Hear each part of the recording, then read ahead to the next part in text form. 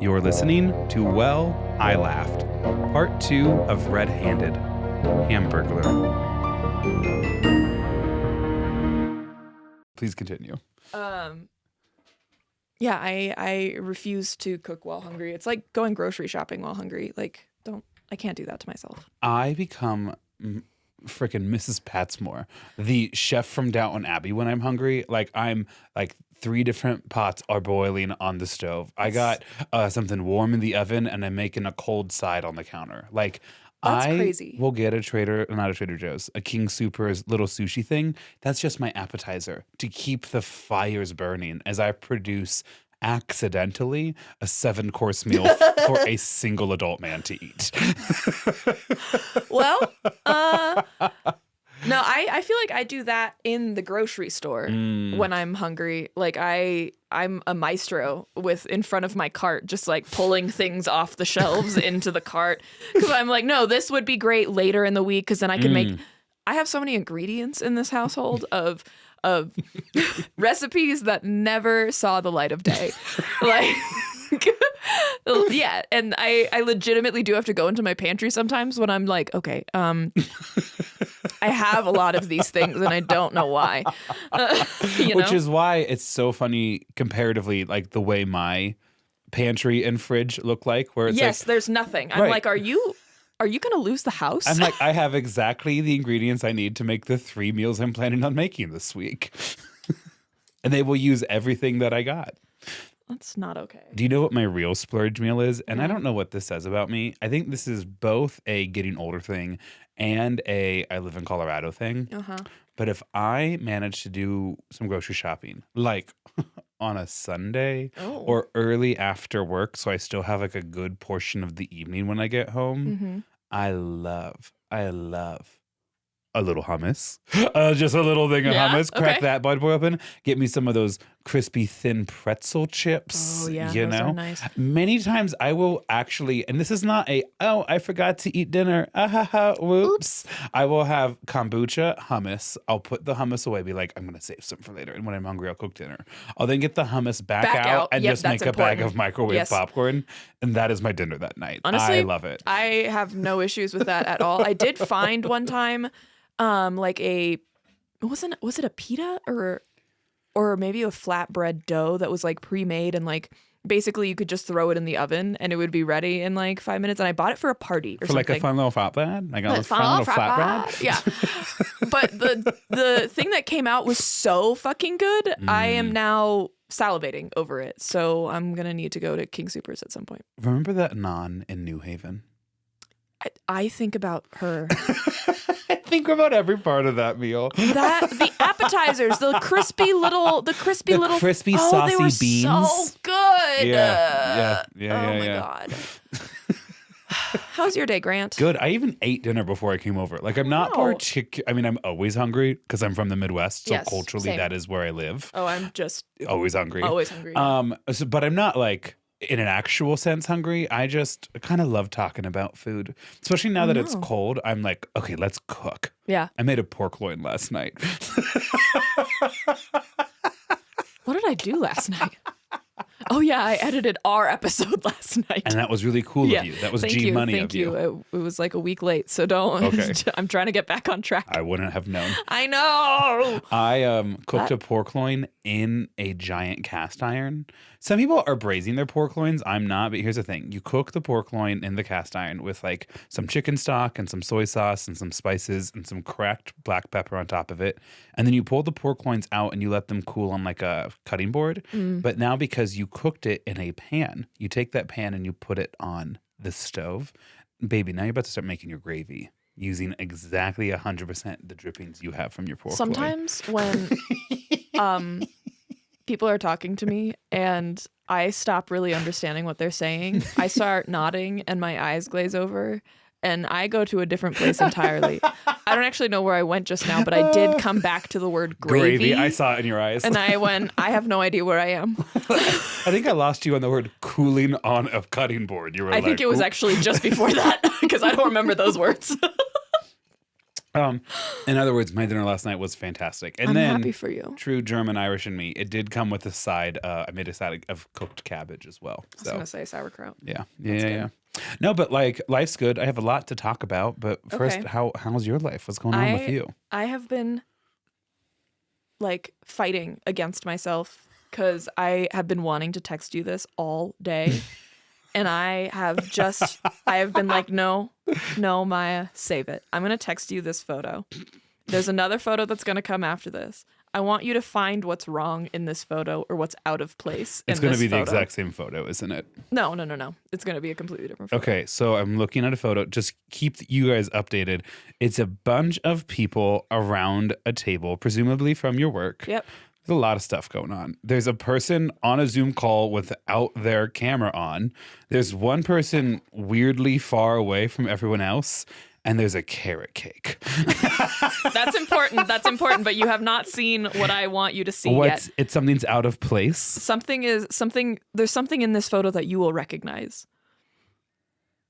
Scroll through the people that are facing towards. You brought Monet today, and she got her own little vest. Yes, I did. Are you allowed to do that? Yes, I did. I asked to make sure, but other people have brought their dogs in, and so I was like, I asked my site super. I was like, can I bring in a dog? And he said.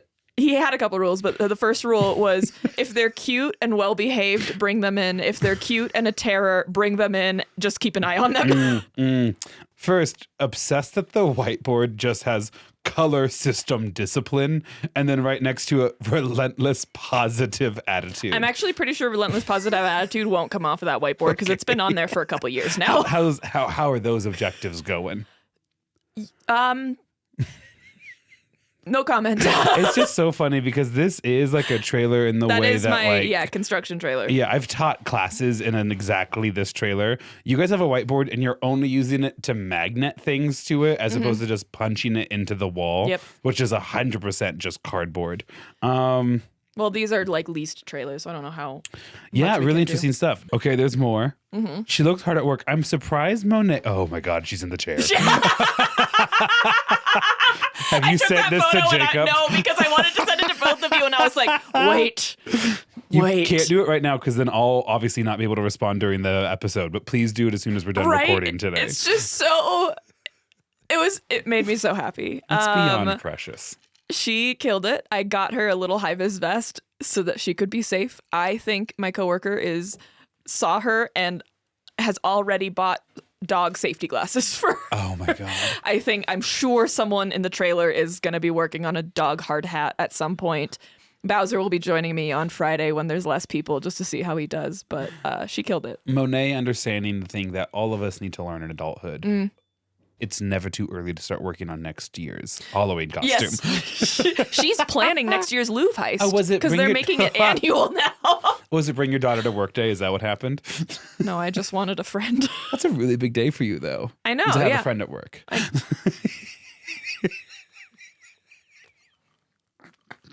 That was so fucked up of you to say. But she is your friend, and that's great. I love that. I don't know what voice I'm doing. I'm kind of throwing things against the wall right now. I felt so bad. There's this one lady who I'm not super close with. She's on the client side and she loves dogs. And so when I asked Site Super if I could bring the dog, he was like, yes, you have to tell when the dog is here so that she can come say hi. And so I sent her an email in the morning and was like, hey, there's a dog in this office.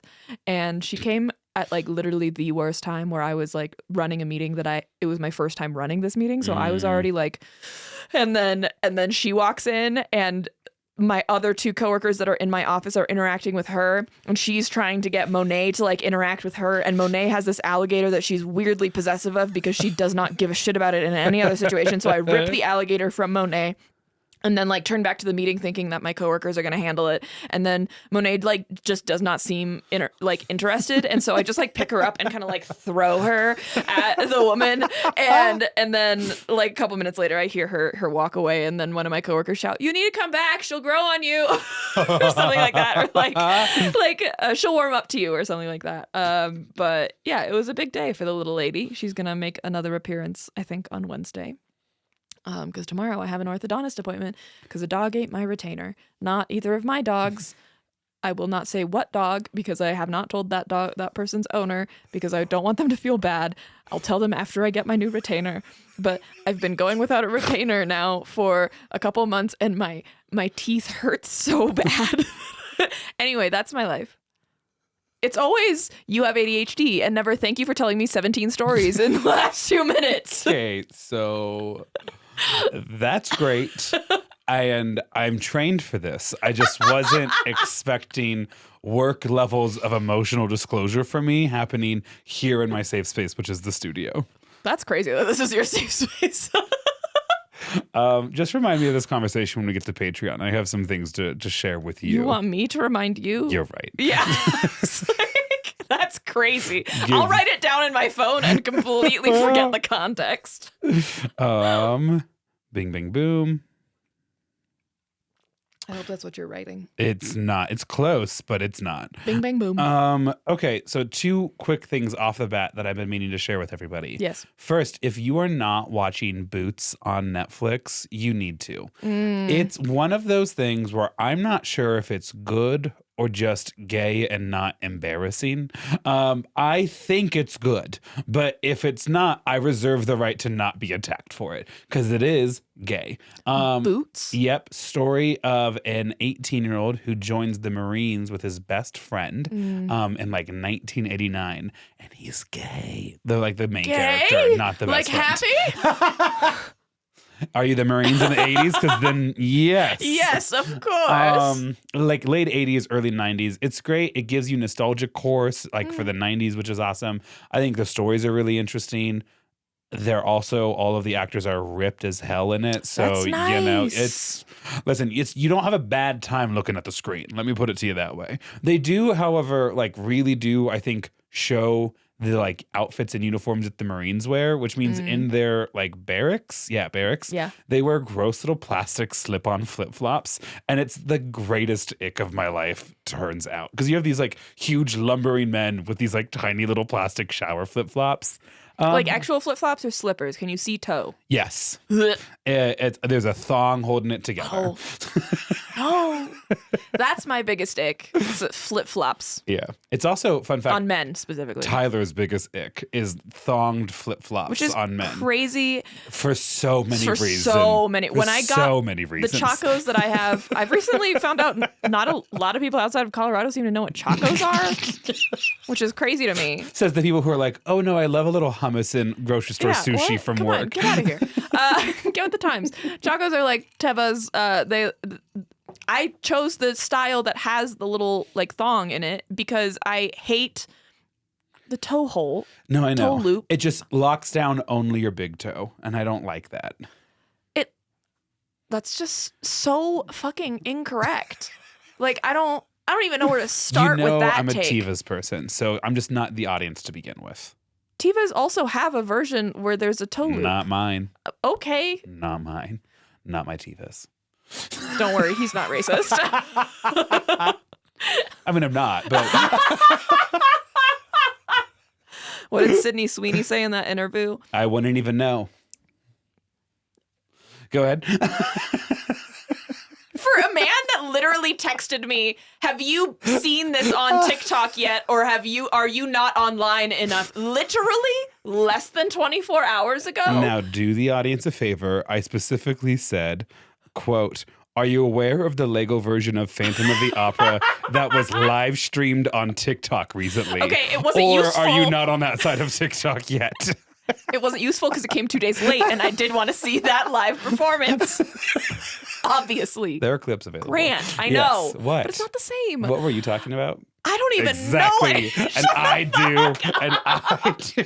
I was talking about toe holes, and then I was talking about Sydney Sweeney. There it is. Ha! See, if I wanted to, I could, but I rely on you because I trust and believe gay men. And you've always said that. And I've always said and that. And I was there the first time you said that. Which was not right now. Sydney Sweeney was given like the most softball question. You know, the like eugenics softcore like fucking ad she was in. My jeans are blue. My jeans are blue. Yeah. She was given this most like softball fucking question from a journalist that was literally like, white women shouldn't be talking about eugenics. So I just wanted to give you an opportunity to talk about that. Right. Like literally the easiest fucking way to be like, I mean, obviously I don't believe in that. And I like didn't understand that it would come off that way. Like literally you could have said anything. But instead she said, when I have something I want to like take a stance on, you will hear it. And eugenics isn't one of those areas you want to take a stance on? I mean, it tracks for the current state of our world and country, but still so disappointing. So disappointing. I was making fun of you being racist against Chacos when I started talking about Sydney Sweeney, so let's get back to that.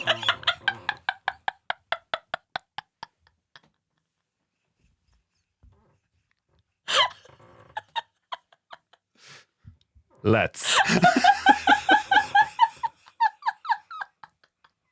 That is a sentence that has never been said. Well, Sydney Sweeney looks like she's about to audition for Oklahoma. That's a deep cut. Yes, that's a deep well, cut. That's just a Euphoria reference. You better be joking. You better be joking. You better be fucking kidding me. So yeah, I'd watch Boots on Netflix. Yeah, it's really there well it is, written. there it is. Story ends nicely, but also is definitely like, and if there would be a season 2, it would be about this. But all the plot lines have been tied up so far. But we could keep going, but it's tied up. Netflix. I have forgotten how much I do enjoy reality TV sometimes. Oh. You know, so my dear friend Abby, who was on the live episode way back in the day, she moved to New York City. And so we don't talk nearly as much because we don't see each other. And so we started when the Love is Blind Denver season came out, we were like, let's start talking again. And so we all kind of agreed to watch that together. And I love Abby so much. That girl can watch reality TV. Like by the time we were like, okay, second part is coming out. Like when do we want to like start talking about it? And she was like, I finished it. I need to know what you have seen so I don't spoil anything. Yes. And so that finished, and now we're on to Selling Sunset, which was tragic for me because I opened up Netflix and realized I had missed the entire last season. So I had an entire season to catch up on. But that means I'm deep into the Selling Sunset world right now. And that's okay. Right now, it's my busy season on the podcast in terms of episode researching. So you have a little bit of time for reality. I know. And silly little smut so that I don't have to. Again, wasn't going to share that with everyone, but yes, absolutely. And I love it when it's silly. It is. It's quite silly. I have one more story. Well, how much time have we been so far? I might have time for 2. I think I have time for 2. I have a couple of things. Great. I want to keep the first one short then. Yeah. Like 3 weeks ago, that's how long this has been on my to-do list. We had a work day in the district. Yes. And it was all basically like school site driven, right? So for the most part, we were at our own schools all day. And listen, there's not a lot of like corporate perks when it comes to teaching, right? Yes. Like there isn't a fridge full of free seltzers, right? There's not like a work lunch that you're putting on like the CEO's tab or whatever. Right. And there's other perks, and you guys know I love my job, but like there's very few of the corporate perks that like people get in their like private jobs. Yeah. One of the few times we get that is when they serve us slop on work days, which is just whatever company was willing to partner with the district for a tax write-off. Ooh. And then it's like, here are some day-old cold Einstein's bagel breakfast sandwiches. And Tyler? we're like, right, exactly. And we're like, nah, like we're shoving our bags full of them, right? This last work session, they were like, this week, this time around, we're going to do a cereal bar. You bring the cereal and we'll offer milk, including some dairy-free options. I'm sorry. You want us to bring our own teacher appreciation not even like a potluck style? You know, it was like there was like a big long table and everyone put like their box of cereal on the table with their name written on it. And That's just such a weird You can say bad. I'm saying bad. Okay, I love cereal. Oh, I hate cereal. Here's the thing. Get ready. Brace yourselves. This has come out on the podcast before. I'm ready to face hate for it again. I pour the milk in first. Wow, wait, I forget all about that. Get over it. I'm going to give everyone a second to process that. You're glowing tonight. You're so confident in yourself. You're recalling sentences that I've tried to distract you from. You're taking stands. Because here's the thing I've always said about Maya. When she wants to take a stand on an issue, you'll know. Or whatever it is that Sydney Sweeney said. That's actually deeply true. And they do know. And one of those, so I have started pouring milk second recently. I think, honestly, out of shame. I did it like the other night. I like having like cereal as a little snack, sometimes. And I think it's out of shame. Like, I don't like doing it. I think in my heart, as I'm pouring, why did I not pour this first? Like, this is all stupid. We're in a great headspace for tonight's episode. Just incredible. I don't think I took my Adderall this morning. I've actually been pretty sure that I haven't taken my Adderall. No way to prove either way. Tried it, hated it. Not ashamed of who I am anymore. I was right the whole time. It does keep it crunchy for longer. I just obviously didn't participate in it. I didn't bring any cereal, but then I didn't also eat any cereal. I can see that from you. Right. It cuts the roof of my mouth. I just don't think it's very filling. I don't like it. And then something's wrong with your mouth. Very Coloradan. Yeah. Very Coloradan. At least like half a dozen of my teachers were like, well, and also there's zero nutritional value in it. And I was almost tempted to be like, oh, didn't you hear? Dave brought protein cereal. Because as someone said on the internet recently, I have faced more peer pressure to incorporate protein into my diet than I have almost anything else. It's also just like, it's gotten people so bad because sometimes now there's like extra protein to the point where it's like your body actually can't process that amount of protein all at once. So it's actually actively not doing you any good. Also, why do you want protein in that? There's this skit. I'm not going to do it justice summarizing it, but it's basically like HQ for protein, and they keep trying to get different. Yes. And they're like, get me an update on yogurt. And it's like probiotics is trying to cut us off right now. And it's like, I feel that. I'm pretty sure I've seen that exact skit. Yeah. Last big thing for me is we as in me and my students in the program downtown, have a very big week coming up. It's our home tournament. Oh, right. Yep, which will be fun and like small and demure. We're expecting 42 schools from not 2 different small states or demure. And over 1,000 students to compete over 2 days. I'm going to come and rob candy from all of them. That's fine. There's not intentionally a lot of candy there. You're aware? Come on, get with the times. I'm what robbing times? candy Oh my at God. a tournament. Jesus Christ, you guys. We don't do that because it's a waste of money. We So to catch you guys students have been stealing it? No, so to catch you guys up, a couple years ago, some of my dear good friends at our sister school would put little bags of candy on teachers' desks as a way of saying like, hey, we were in your room, and even though you don't pay a mortgage for it and the school's the one that owns it and they're the ones that said we could use it, thank you for letting us be in here. Use your room, yep. And after they put all the candy on the desk in a mystery that still has not been solved, all of it mysteriously disappeared from the 3rd floor, like from each individual room. So that's a very funny reference. Thank you. And also, I am far too scrupulous when it comes to our budget to purchase a bunch of Tootsie Rolls so that way I know. I kids slept in in a period room 1 with could you eat and them. Lydia. As a result At of that. Yale, listen, I'm not spending the money on me. Like, it would be one thing if I was then embezzling it. I am going to throw it in your face. No, so we're very excited about this week. That's fun. It'll be a really big tournament. Definitely probably the biggest in the first semester. Maybe the biggest regular season, just with Don't novice your parents on Friday. usually come for a tournament that you host? They do. But I have so much support at my current school, which is super cool. Like Lydia the other day even asked if I was still planning on hosting it. And I go, yeah.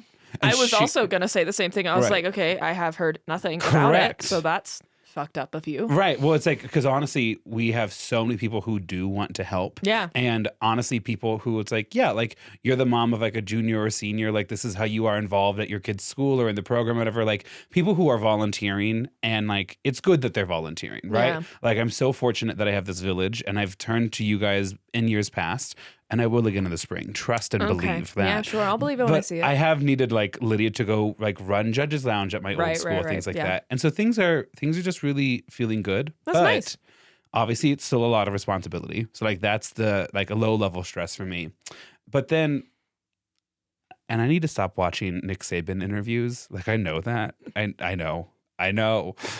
He's really easy to cheer for now that he's not coaching at Alabama. But like the thing, I don't even know who that is. He's the guy at Alabama who won like 8 national titles. The football coach. He retired. Ball. That's all of sport. That's it. That's his whole bio. When he dies, that's what they write in USA Today. Ball sport. Yep. The tournament has been interrupting our flow for how we prepare every week for competition. Like we have very systemically because built now out. You have all this other shit. Right now I have so much other shit to deal with. And I actually hate that more so than anything else. Like we have a thing that we do on Monday, we have a thing that we do on Tuesday. There's like a way we leverage our long day on Wednesday, Thursday, and then like that helps drive our decision on Friday to set us up for Saturday. And it worked out really well. I've been really happy with how that system's working. I feel good about it with the number of children in the program. They feel good about it, and we're all on the same page. And this week we've just like etch-a-sketched the entire thing, and it's like making me bitey. Okay. So those are the big things that are happening in my life. More on Patreon, but I'm excited and nervous.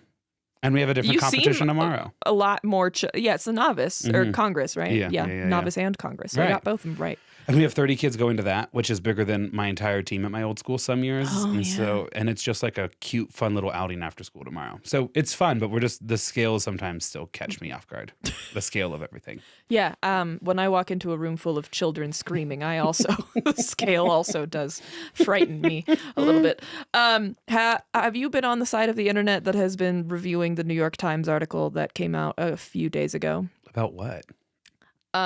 It was an opinion article titled, "Did Women Ruin the Workplace?" Oh, wow.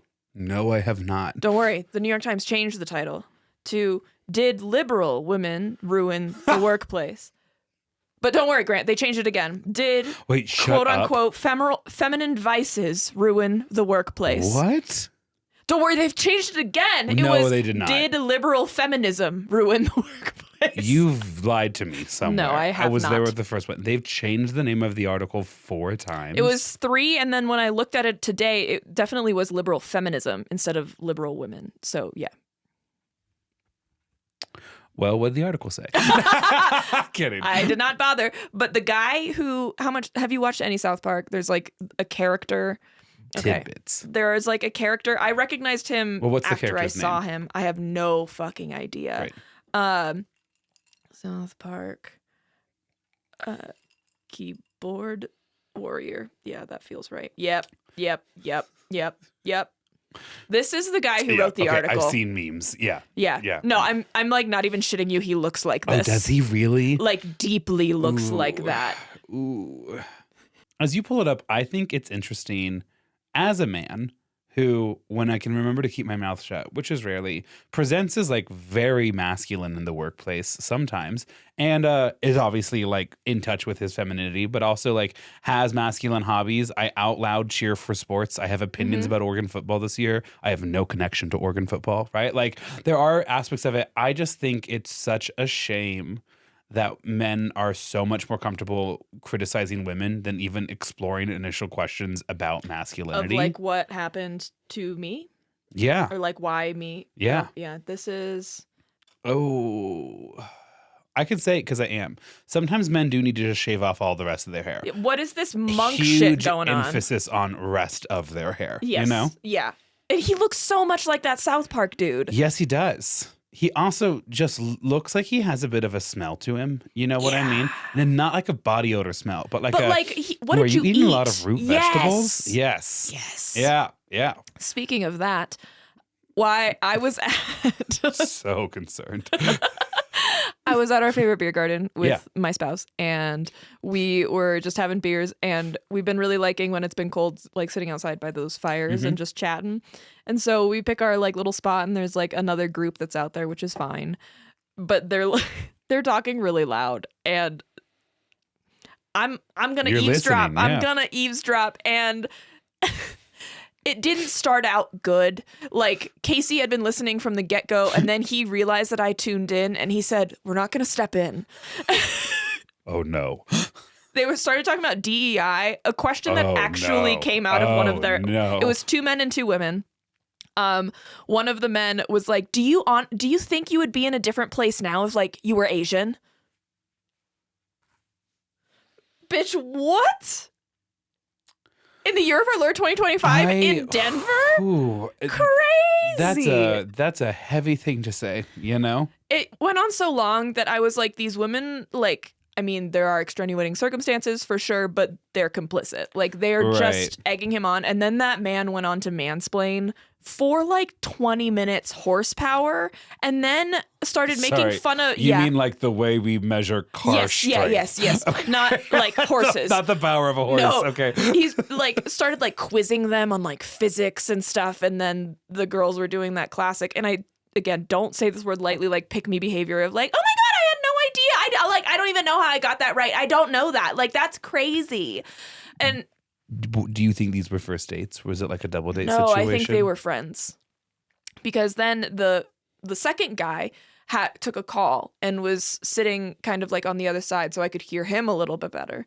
And he's on the phone with someone and is answering relationship questions, which I immediately know this man should never be doing. This is your hemorrhoid cream story, by the way. Thank you. As I was living it, I was like, Grant's gonna love this. This is Grant. City girl, baby. This guy was on the phone talking to his friend about like, well, like, do you trust her? Like, do you love her? Like, and then slowly it escalated to, you should keep her away from all other men. Fucking crazy behavior. And then he was like, went on and waxed poetic about like, well, if you like love her, like look inside, like trust your heart, like doing all this shit. And then the craziest thing happened. So I'm convinced this man hates this woman, right? Like they're on the fence. He walks back to his friends and he's like, so-and-so's about to get engaged. What? I've never met them, and I can tell them right now not to get engaged. Right. That's a huge mistake. Bitch, what the fuck? I just think it's...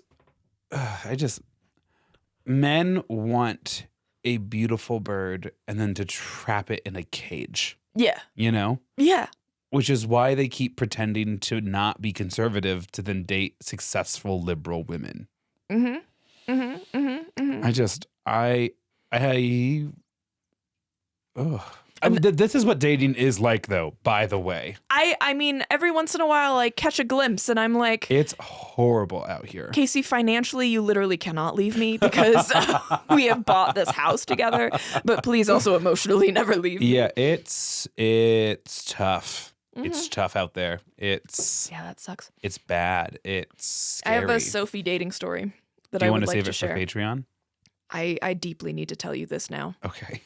Sorry, I just remembered It's okay. She went on a date. She's talking to him. She finds out he's from Dallas. She's like, no way, I'm also from Dallas. And they're like narrowing down the location. And she's like, oh my God, like we live like pretty close to each other. And then she's like, well, what school did you go to? And then it's like a school that she recognizes. And then she's like, did you play any sports or something? And that's how she found out that this man that she's on a date with is one of her brother's best friends. And also, she had a crush on him in elementary school. I have a story for you. Shut up. Off air. Okay. Okay. I'm excited. You should be. Excellent. That's all I had. Well, I love that. Yeah. Well, a fun little positive, warm note to jump into the story on. Yeah. It was a good catch-up sesh. Oh, it was. Go ahead. I don't know what I was going to say. Oh, okay. I opened my mouth to say something and then... And then I opened my mouth to start my story and I was like, oh, wait, shucks, she had something to say.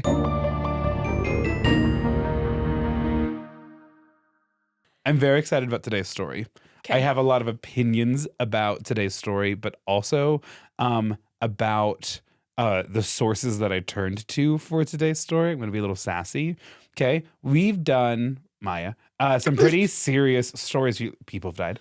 And that's happened a couple times. And I want you to know in tonight's episode, that's not going to happen. Well, the last story I covered was Melvin Weinberg. There is one person does die. This was very silly, though. This one's very silly, very funny. The last one I did was silly. Yes, no, I agree 100%. Did you just forget about Melvin Weinberg just because of the Tylenol murders? That's so fucked up of you.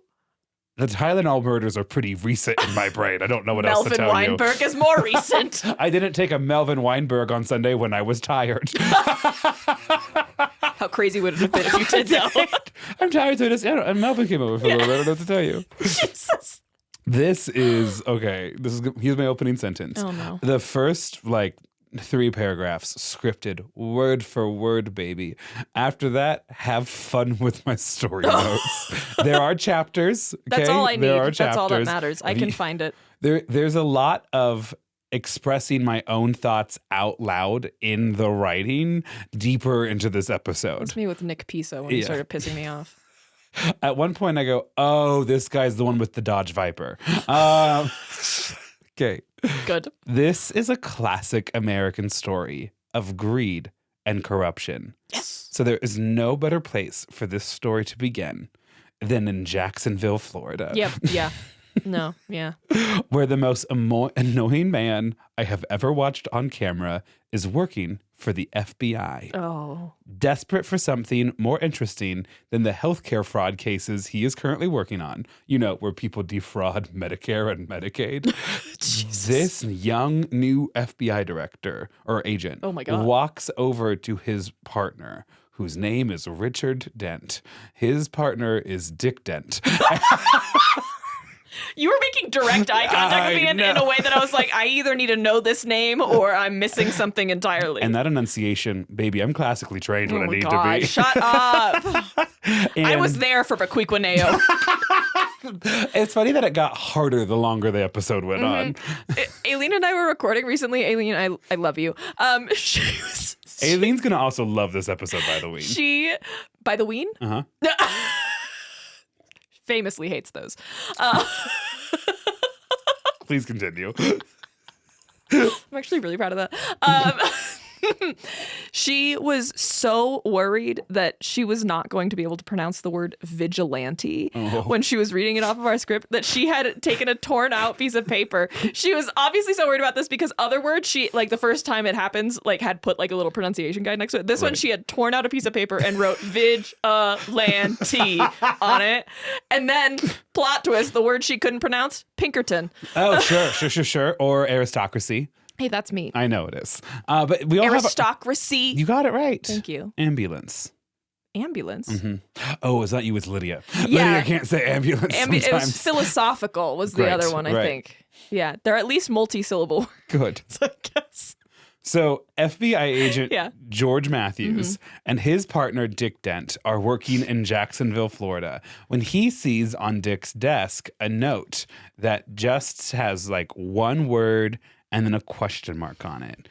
And a young George Matthews is like, I'm going to investigate this. See, Dick Dent got a tip from somebody. Someone placed a call into Jacksonville that there's a massive case of fraud occurring that no one knows anything about. Okay. It's pulling off millions of dollars. Oh. And it is running through the Monopoly McDonald's game. Oh, so this is just a really funny, silly, haha story. Yes. Except someone's going to lose a lot of money. Here's the sentence that I got wrote right next. The McDonald's Monopoly McMillions game is McFraud. That's the title. Actually, the title's probably going to be The Hamburgler. Or McScam. You can choose.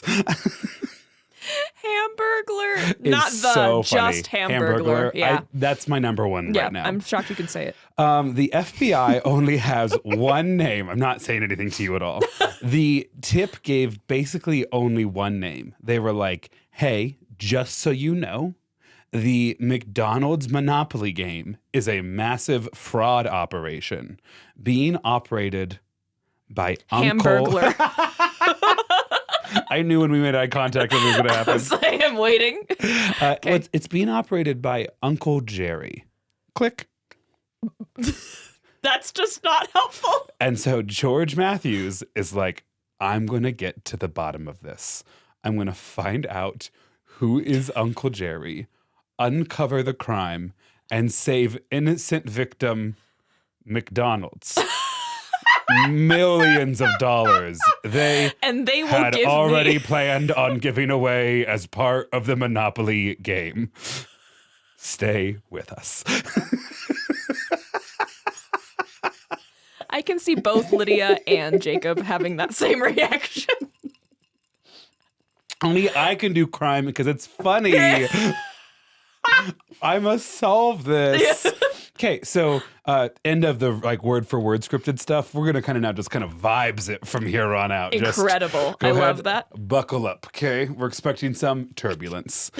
So, before we jump into this at all, Maya, did you ever play the Monopoly game at McDonald's? I don't think so. It's where you got like a fry or a drink, and then on it had the little peel away game piece on it. Oh, okay. And then on the back side of it, it had like Boardwalk, Pennsylvania Railroad, et cetera, et cetera. You know what I mean? Yeah. And on those little tokens was all sorts of stuff. You could collect some of them, and once you had the collection together, you could like win a prize. So is this a thing when you were a kid? Girl, it was a thing when you were a kid. Well, hold on. When were you born? 1998. Okay, so it was mainly not a thing when you were a kid. But it defined the first like decade of my life. And that's fine. I was just more wondering if it was like an online thing. No. It was a physical thing. It starts in 1987. That's crazy. And it's going to, for odd reasons, wrap up in 2001. This story starts in like spring, summer 2000. Okay. So what would happen is you would go and you would get like your fry or whatever. Yeah. And you'd be like, get a chance to play. And then you would peel it off, right? And on the back, like would have pieces you could collect, right? And those pieces could be combined to like make bigger things. But sometimes it just said like, you're a winner, 1 free hamburger. You're a winner, a free drink or fry or whatever, right? And as advertised by McDonald's, sometimes you'd pull it off and it would say, instant winner, $1 million. Correct. Why? Instant winner, $100,000. This is the 90s. That's crazy money. Yeah. You can run for U.S. Senate in South Dakota for less money than that during this time. Okay. It'll be like instant winner home, instant winner Dodge Viper sports car. They're huge prizes. Wow. And during the entirety of its run, not a single one was won legitimately. Whoa. I know. That's what tonight's episode is. So were they not made, or were they never collected, or did just... Questions we will be answering today. Good. They have to be counterfeitable, you know? Like... You're going to like this episode. You're asking the right excited. questions. Okay, so here's where the FBI is at in 2000. Okay. They understand there's a man named Uncle Jerry who is managing to defraud the McDonald's Corporation of its rightful winners of its McDonald's Monopoly game. They know his name is Uncle Jerry.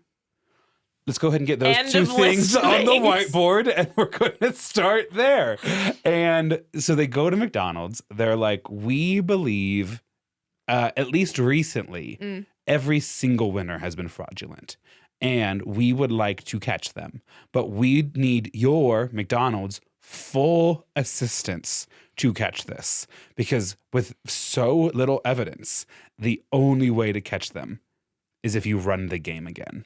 Because here's the thing that McDonald's will do. It'll run it for like 6 weeks, once or twice a year. Yeah. Basically, it's... In my head, this was a Christmas thing. I don't know why. Sometimes I it think ran it's during the because summer. Starbucks did something like this during Christmas. McDonald's treats the McMillions Monopoly thing the same way they treat the McRib. It's just like, we kind of need to juice some sales right now, so we're going to launch it in stores. Okay. And so they go to McDonald's, and first they tell McDonald's, you need to come to the Jacksonville, Florida FBI office with only need to know people. We have something to tell you, and it's top secret, which could mean anything. That's just a crazy thing to receive as like a leader of McDonald's. Of the world's largest corporation at the time. Yeah. Yeah. Also, all of the interviews I saw were just from George Matthews. Special Agent Dick Dent said no when they asked to interview him. Fucking incredible. That's his whole statement. No. And then he's never on camera ever. I love that. Yeah, no, phenomenal. So they come and they're like, here's what's going on. We need you to like help run whatever. And then McDonald's executives fly back and they're like, we're going to talk about it. And then they're like, okay, we're going to run it. We're fully involved in the process. We will do it. So they announce, and like, listen, it's not like they post something on their website. Like, you got to fire up the engine of industry. Like, you know? they hired people probably to help with this like launch. Correct. So they have to get back in touch with the marketing firm that originally came up with the idea, the marketing firm that has ran it always for them, right? Yeah. McDonald's makes hamburgers in the 90s. They don't really do anything else. They farm out a lot of stuff. That's crazy. I know. Nowadays, they mainly just own real estate. Crazy but that's to use the else. word farm in relation to McDonald's. Oh, funny. Also, yeah, we're going to talk about that too. Okay. There's a lot of McDonald's chat. Sorry if you're hungry and if you're now in line at McDonald's because you're on the way to work in the Starving, morning. so this is just really fucked up of you. Continue your story. We'll talk during the break. There's no like bag behind me, unfortunately. Please! But, so they have to fire up the engine. They have to advertise it again. They have to like literally attach this to all of their packaging, right? So it's not like a tiny thing. It's a big investment.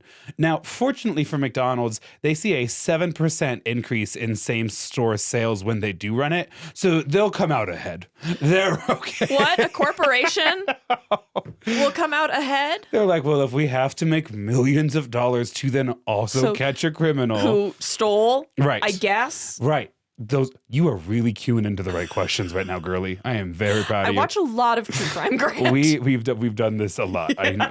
So they kick off the new campaign, and a man by the name of Michael Hoover wins it. He like writes in. You were going to say Michael Malloy. That was going to be crazy for me. No, Michaels are criminals, but this is Michael Hoover. Michael Hoover. Okay. Michael Hoover wins it. Okay, so McDonald's is like, hey FBI, Michael won it.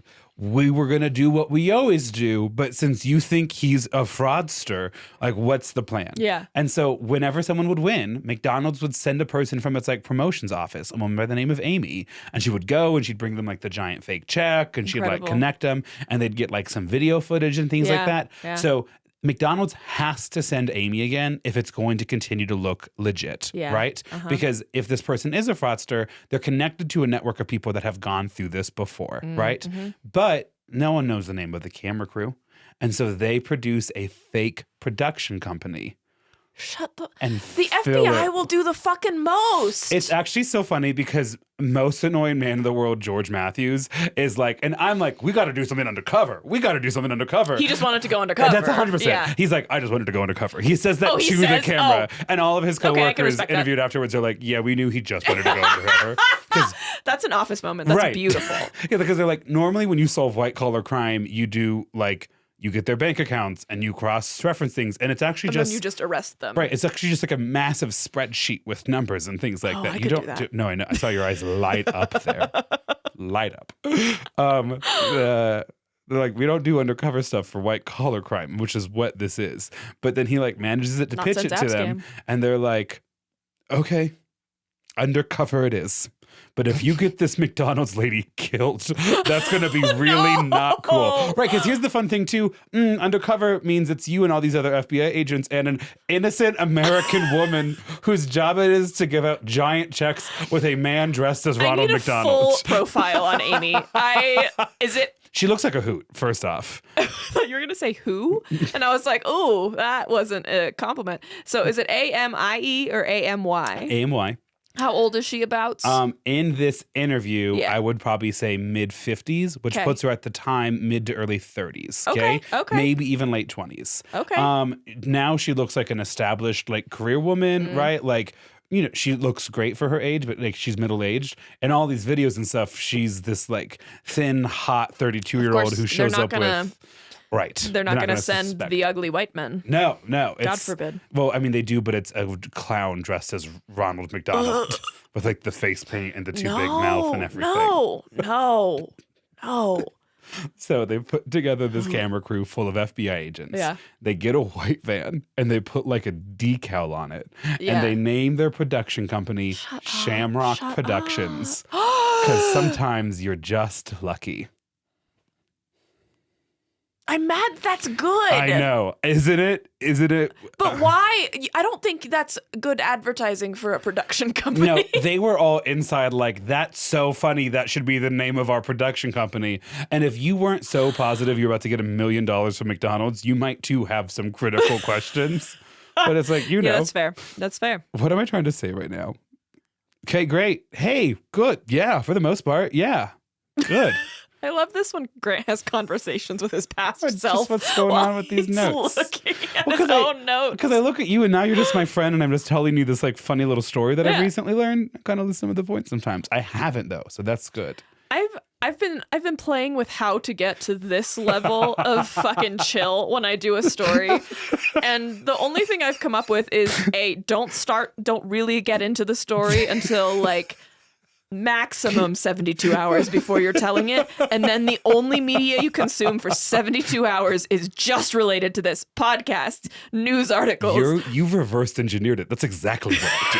That's exactly what I do. So that I have all of this stuff in short-term memory, right? And then Grant asks me a question. I'm like, that's so interesting that you said that because boy, do I know a lot about that. That's exactly it. I don't have a bunch of notes. I just have like a story to tell you. It's fine. You're better than me. Whatever.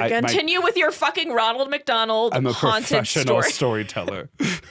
Yeah, I guess. So so Amy from McDonald's and her FBI agents with Shamrock Productions go to Michael Hoover's home and they they have cameras rolling and the guy is telling the story. And if you didn't know that this guy had a script, you understand while watching, this is the most unnatural way a human could speak. Right, especially if they just won $1 million.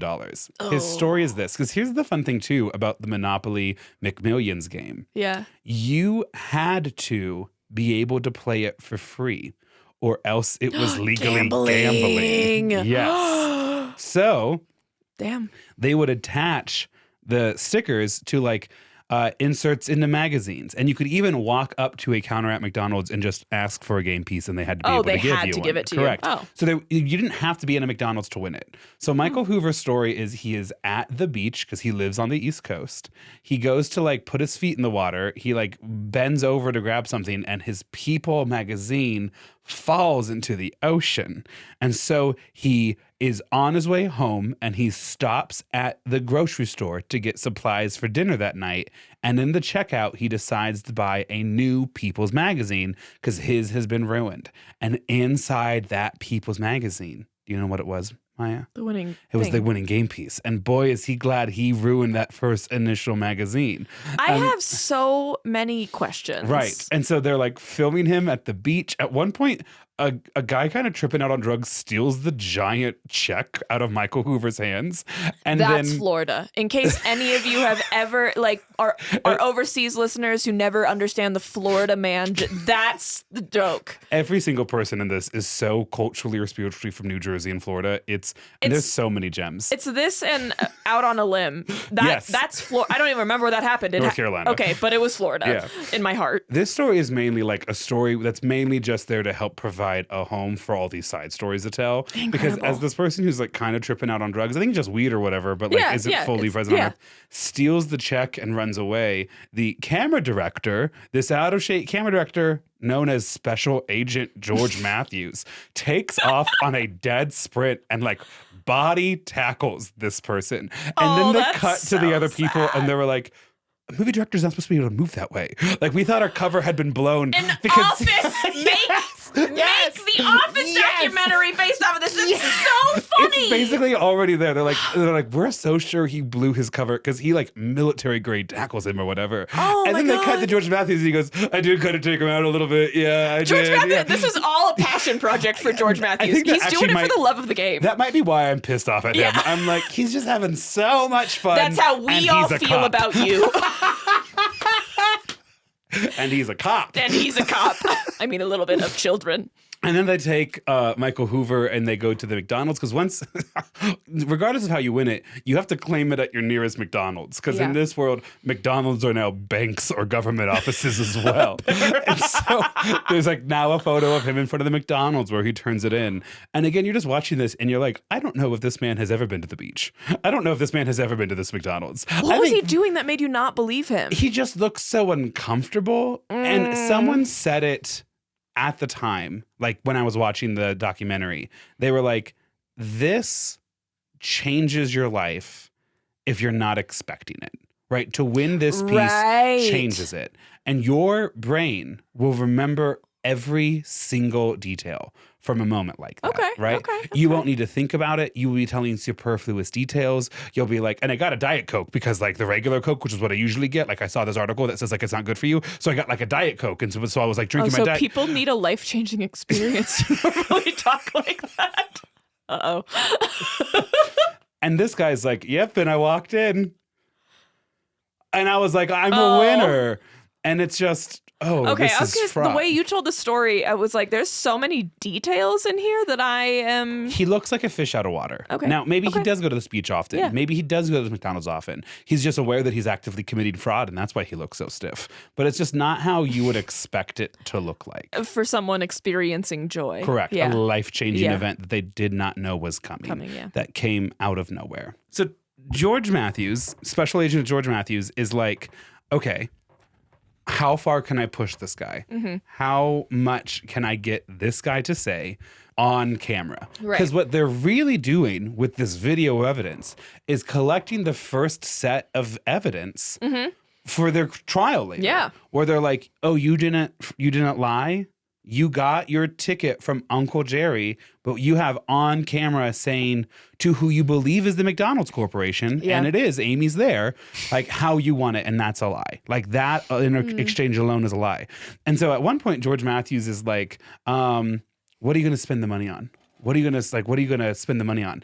And Michael Hoover goes, I'm going to get a boat and I'm going to name it Ruthless Scoundrel. And Michael Hoover thinks it's really funny, like the name or whatever. Okay. And George Matthews thinks it's really funny too, because now when they arrest Michael Hoover, they'll be able to seize his boat because he's already claiming that's what I'm spending the money on, so they can seize his boat. That's so funny that Michael's like, this guy is so stupid. Correct. Well, he's even more stupid than you think it is. Oh, gosh. Hey, just so you know, his name's Doug Matthews. George Matthews was a singer from the 90s. This entire time, I've been like, that's a crazy name for Grant to also have not acknowledged it. Am I wrong? I keep looking, being like, I gotta see this guy's name because I don't think I'm getting it right. It's Doug Matthews. They just call him Agent Matthews screaming at us. I know. Someone who's all up in the McMillions episode who's like, you are getting it wrong. It's Doug. Doug Matthews. Doug is the one that wanted to tackle a guy and also go undercover. So Doug is talking to the camera now. Doug feels right. Right. George never felt right. It's so, George who said George. That's so silly. It's always been Doug, you know? My editing skills are good, but I know, they're not. that good. And it's important to leave these moments. It humanizes me. So they wrap up this interview and they've gotten Michael Hoover to say just everything. And he's acting things out and, all that stuff. Iconic. And then, obviously, they have Michael's phone tapped, right? Yeah. And so they leave and haven't even pulled away from the home when Michael makes a call. And he calls someone by the name of AJ Glom or Gloom. Depending on who was talking in that show, it was a different pronunciation. I love that. But they're talking, and the first thing Michael Hoover says is, quote, they totally bought it. Oh, they asked what I was going to spend the money on. And I said I was going to get a boat named Ruthless Scoundrel. Isn't that funny? They didn't get the joke. Ha, ha, ha, ha, ha. It's instantly guess this crime I just got away with. Sweet, sweet baby angel. And so the FBI is listening. Oh, no. And listening to this conversation between Michael Hoover and A.G. Gloom or Glom. Let's go with Gloom. That's easier for me to say. And this is very interesting. This is also notably not Uncle Jerry, but A.J. mentions Uncle Jerry. And so they're like, okay, I think we have found one little strand in a much larger network of things. Crazy that We're going to dive into this. Jerry's at the center of it for some A reason. man by the name of Uncle Jerry, I know. Michael Hoover calls AJ Gloom, who we will later come to know is a distributor. Here's what you need to know about AJ. First, he's a huge recruiter. He did do time for drug sales and for fleeing his prison sentence. Oh. But that's only because he loved Quaaludes. All of those details came from AJ Gloom. He was like, let me tell you some stories. Yikes. His first interview to the camera is him doing poppers in Italy, and that's how he got into the drug trade. This entire story is just a home for other weird side characters. Fucking crazy. That's how you meet AJ Gloom in this. You've got to be so hot to find a career in Italy. And it's just poppers. Poppers. Yeah. Did he bring them? Like, were they his poppers? No, he had a friend who was giving him poppers. And he uses the like longer version of it, which is like muscle relaxers for the, whatever.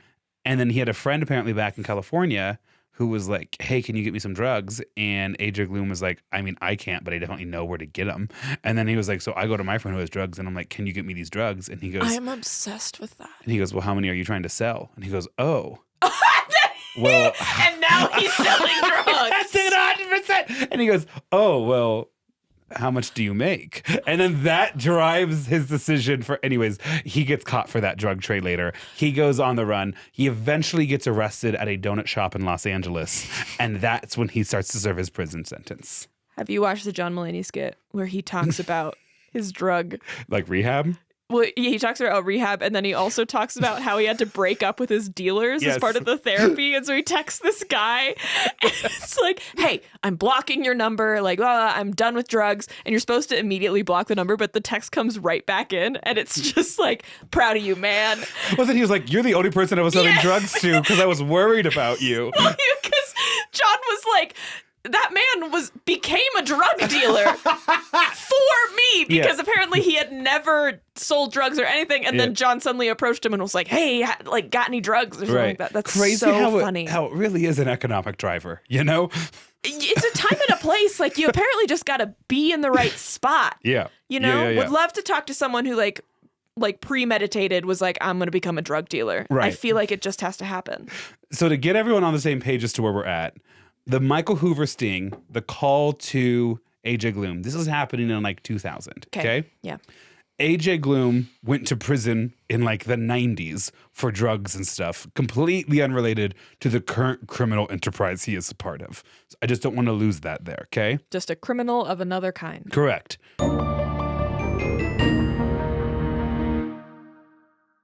Chapter 2, Birth of the Game. Incredible.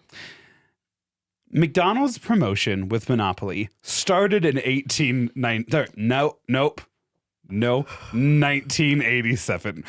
They're right next to each other. I was like, bitch, Bertha from the Gilded Age could have played this? That's It was an original crazy. Boardwalk Empire, yeah. Oh my God. 1987. Okay. From the very beginning, the game is a fraud. Okay. Because Uncle Jerry works for the marketing company that originally comes up with it.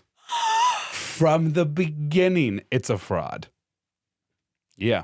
So the idea is that you market that you can win all of this crazy shit, but Correct. you never print those like winning tickets? So close. They do print the winning tickets with like the codes and everything. Okay. The tickets are legit. They exist. Yes, they exist. They're legit.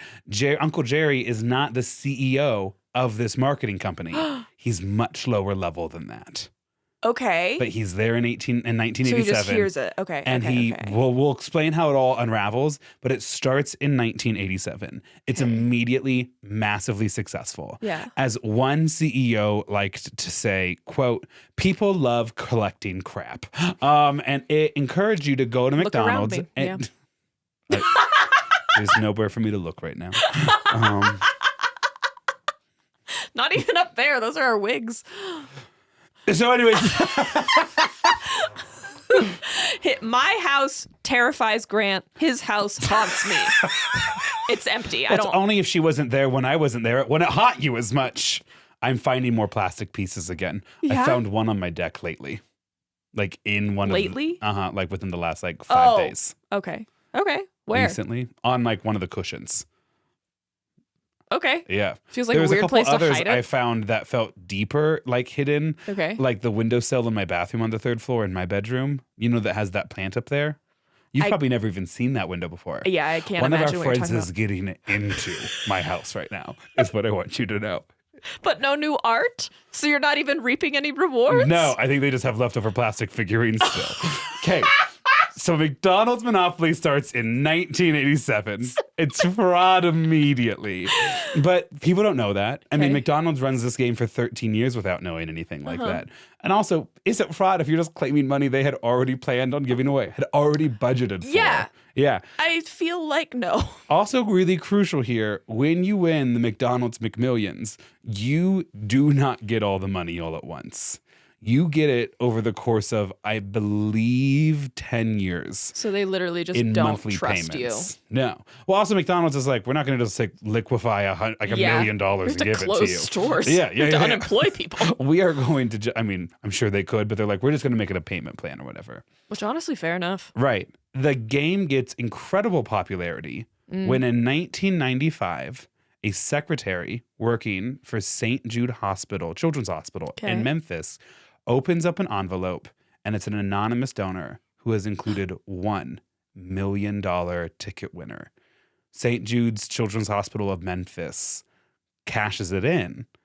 And McDonald's is like, these pieces are non-transferable. So we will just instead make $1 million donation to St. Jude and then give us back the ticket, please.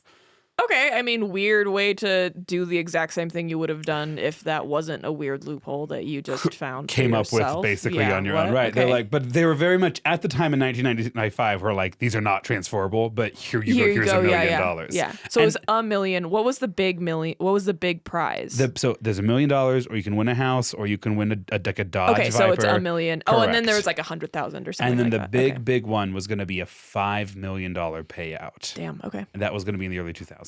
We're going to get to that. So it gains massive popularity, and the person who sends the winning ticket in stays anonymous, like does not claim credit for it all. And so there's like all these like videos of like this children's hospital president being like, if you're the person that sent it in and you're watching, just like Thank you so much. And Yeah. it's like literal cancer that's children on like cute. That's very wheelchairs sweet. with like Ronald Yeah. McDonald. And it's like huge for the hospital because of the money. Huge. You can't buy that kind of publicity for McDonald's. Yeah. They make, I'm sure, gobs more money, right? I want to be in the room where there was one CEO or C-suite person that was like, we don't need to donate to them, you know?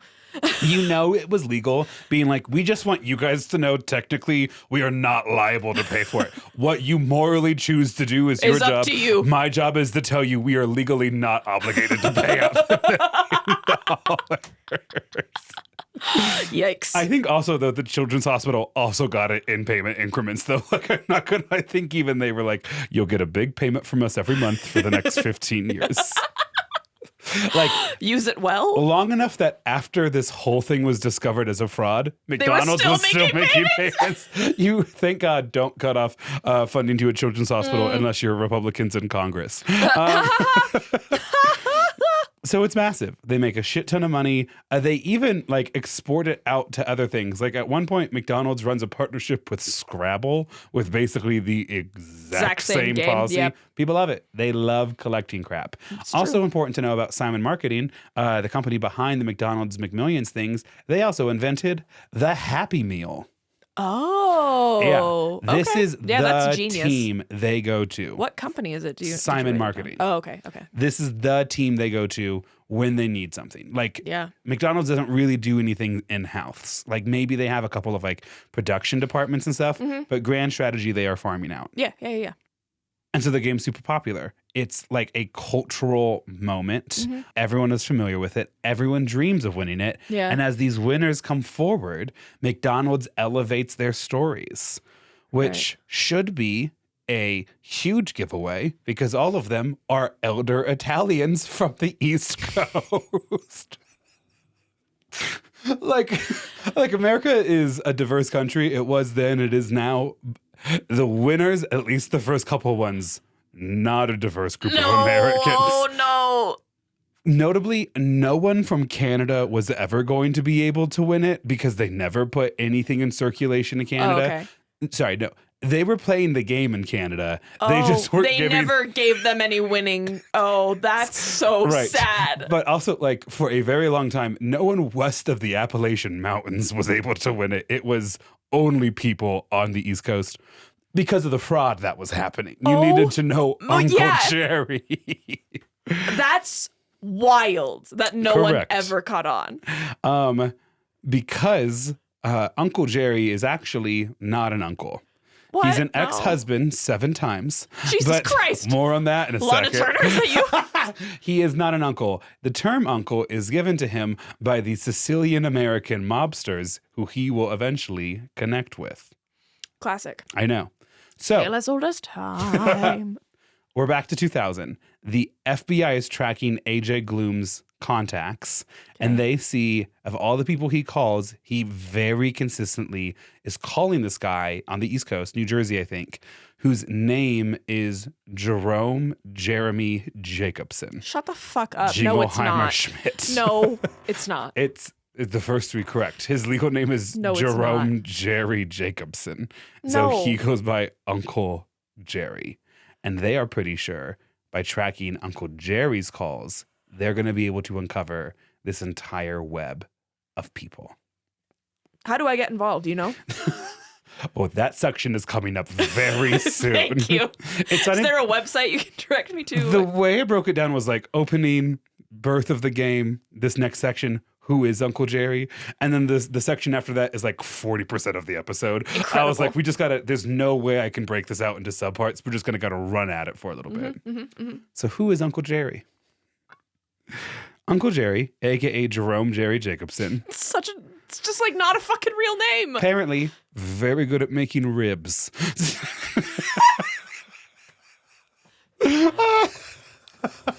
Like, was that a real fact, or did you just make real that thing up? shared. They were like, I worked with Jerry for 8 years, and he made incredible ribs, and he'd always bring him into the office, and everyone would get some. He'd share them with everybody.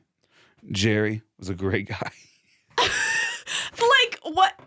He's also been married 6 or 7 times. There is a question around whether or not one of his marriages in Miami was ever legally certified or not. So 6 legal wives, 7 in spirit. Okay. I have so many questions. But he's an interesting guy. He's a weird guy, but people seem to like him. Okay. Like one of his ex-wives was like, Jerry and I met when we were both working law enforcement together. And then after he left the force, I would sometimes see him at like the sites I was responding to. And I don't really know how Jerry knew I was the officer that was going to be responding to that incident or whatever, but I'd like look and like he'd be over there. But also at the same time, like if my garbage disposal was ever broken or my garage door was broken, like I'd call Jerry, and even though at that point he had remarried someone else, he'd be over and help fix it. No problem at all. Honestly, he stayed a great role model for my 2 sons.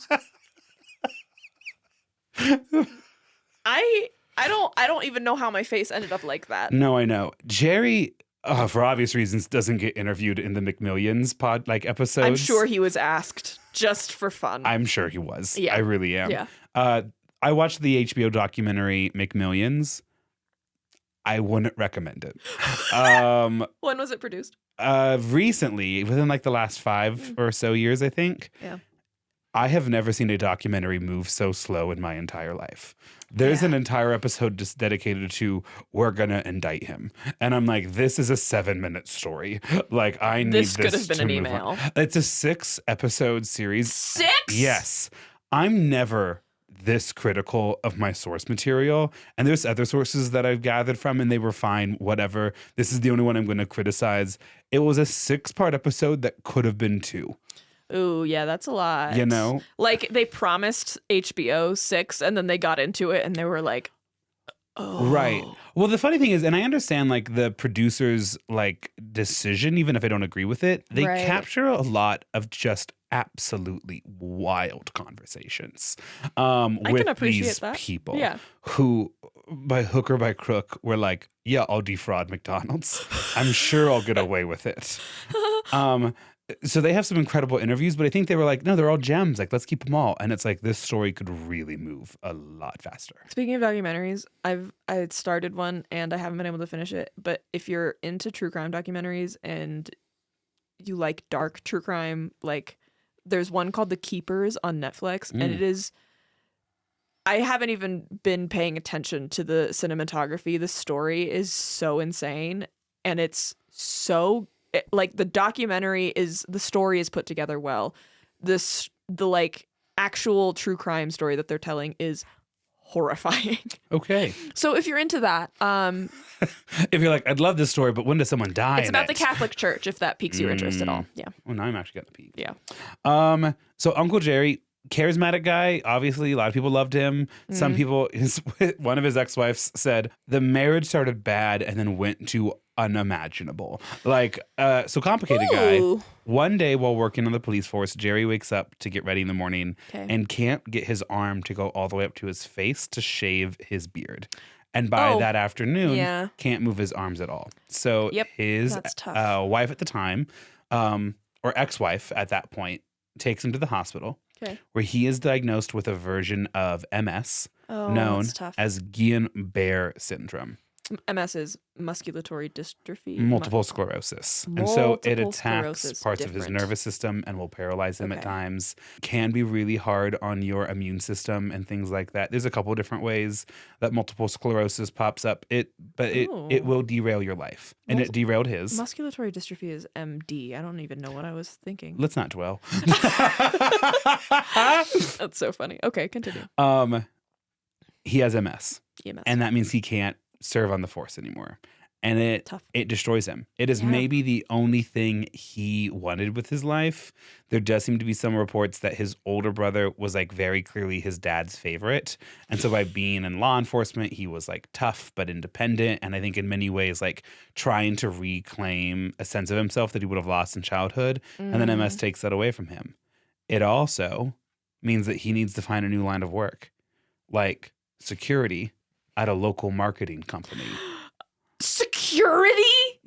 Jerry Jacobson is a security guard for Simon Marketing in 1987. It's wild to me that they had security guards at marketing firms before 9/11. Correct. Well, specifically, like the big part about what Jerry's job is he is going to be the guy that takes the coupon codes and flies them to the printing facility that McDonald's so he's like security elsewhere. For the products, technically. Okay. Him and this outside like accounting firm or whatever go together, and everything is double locked. Do I just want to jump into this now? Yes, I'm just going to jump into it now. Yes. Great.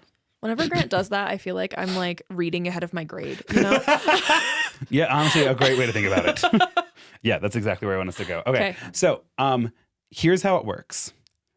Simon Marketing produces specifically the winning tickets that need to be attached to the McDonald's marketing packaging.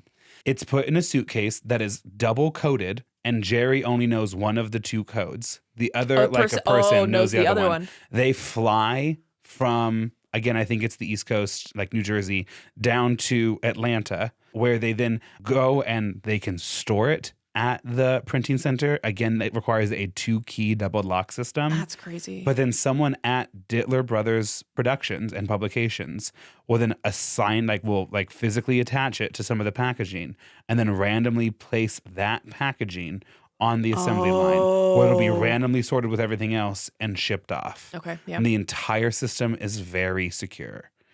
Assuming, of course, no one has tampered with the packaging on the way to Atlanta. Oh, so there's two things coming in. There's Jerry and the cards, and then there's the packaging. So there's Jerry who has the winning tickets. Yeah. He's going to the packaging facility.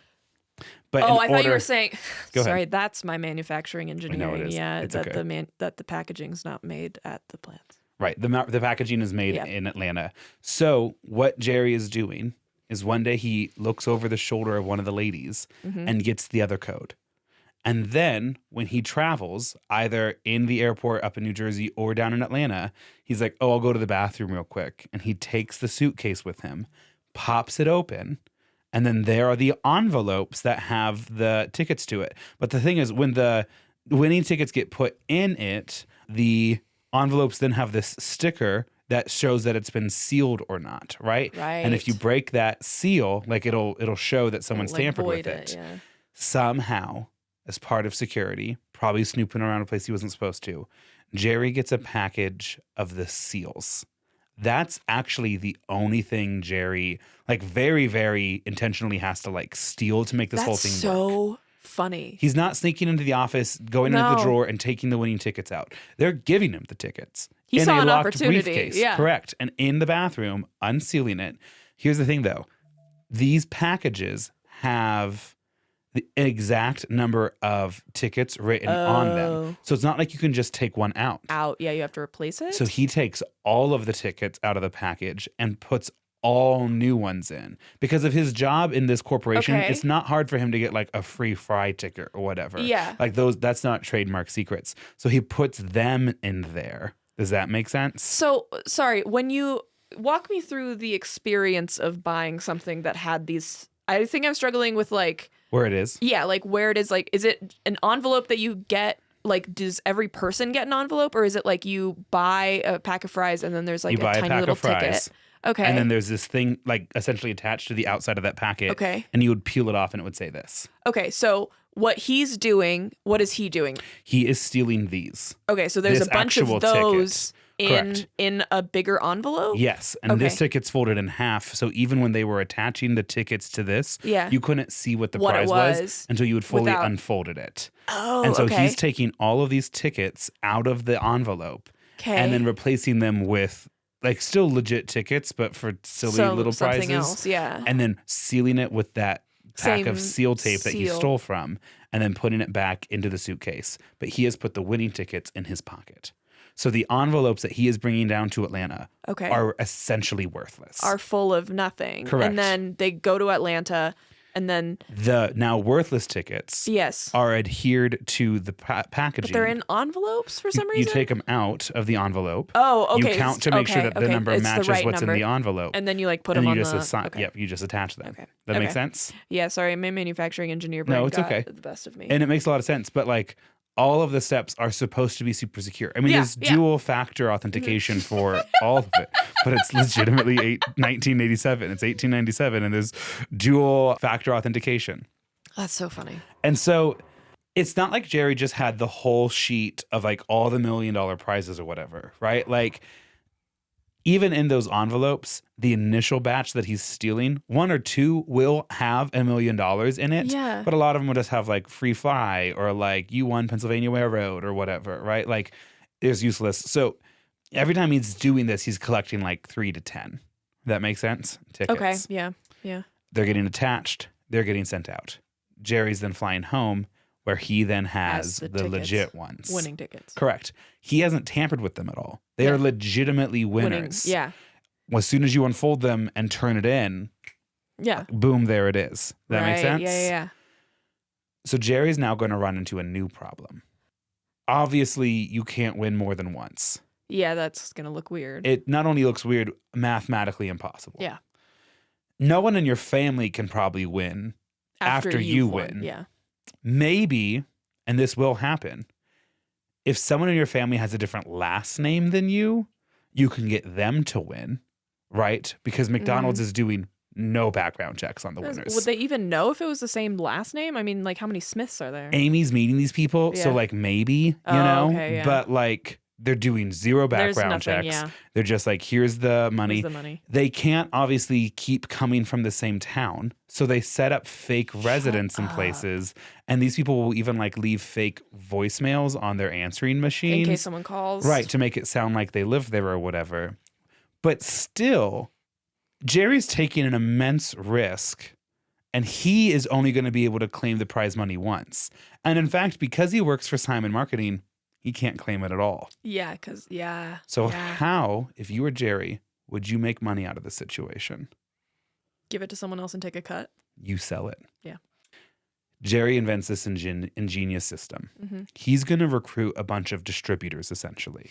Jesus Christ. Those distributors have to pay him an initial fee to become for a the distributor? ticket. No, for each ticket, you got to pay me an initial fee. And then once that initial fee's been paid, Jerry's done with the equation. That's all you know. Jerry's out of it. The distributor now is going to then have a relationship with the person that they're connected with, where they're oftentimes going to get up to and including half of the person's overall winnings. Does that make sense? Here's what I'm saying. There's someone has done the math out there that multi-level marketing schemes can't work because after a certain number of levels, you will have like mathematically everyone on the globe or like everyone in the United States, right? I'm mad at whoever whistle blew on this thing because we could all be working on this. This could solve the like hunger crisis. This could solve so much of the US if we had just been robbing McDonald's this whole time. Listener, just go ahead and remember that Maya went on record with wishing she had been selected by a distributor. No, I'm just saying we could have all come together if we had just really kept this thing going. Confidence. Yeah. An education. Yeah. Self-assurity. A healthy marriage. These were not indicators distributors looked for when they were looking for people who were going to become winners. This is fair. Right.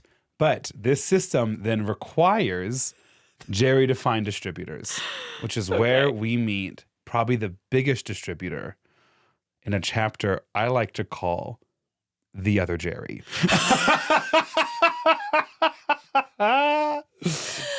Oh my God. Was there ever a situation where a distributor would sell to another distributor? Not that I'm aware of. This whole scheme will include up to like 60 people. Like these tickets are pretty rare. It could have just been, y'all. McDonald's is doing this once or twice a year, and the big winners, there's maybe 2 or 3 tickets entirety. I have Photoshop. Sure. Well, here's the fun thing too. These tickets were so legit. What's the name of the ink that you can only see under a black light? UV. So there was a UV code written on it that had to match up to the winning UV code. You could not. I want to see the science of which was more secure, the McDonald's McMillions or the US dollar. Honestly, I'm going to go with the McDonald's McMillions. It's like all crazy. set up. Okay.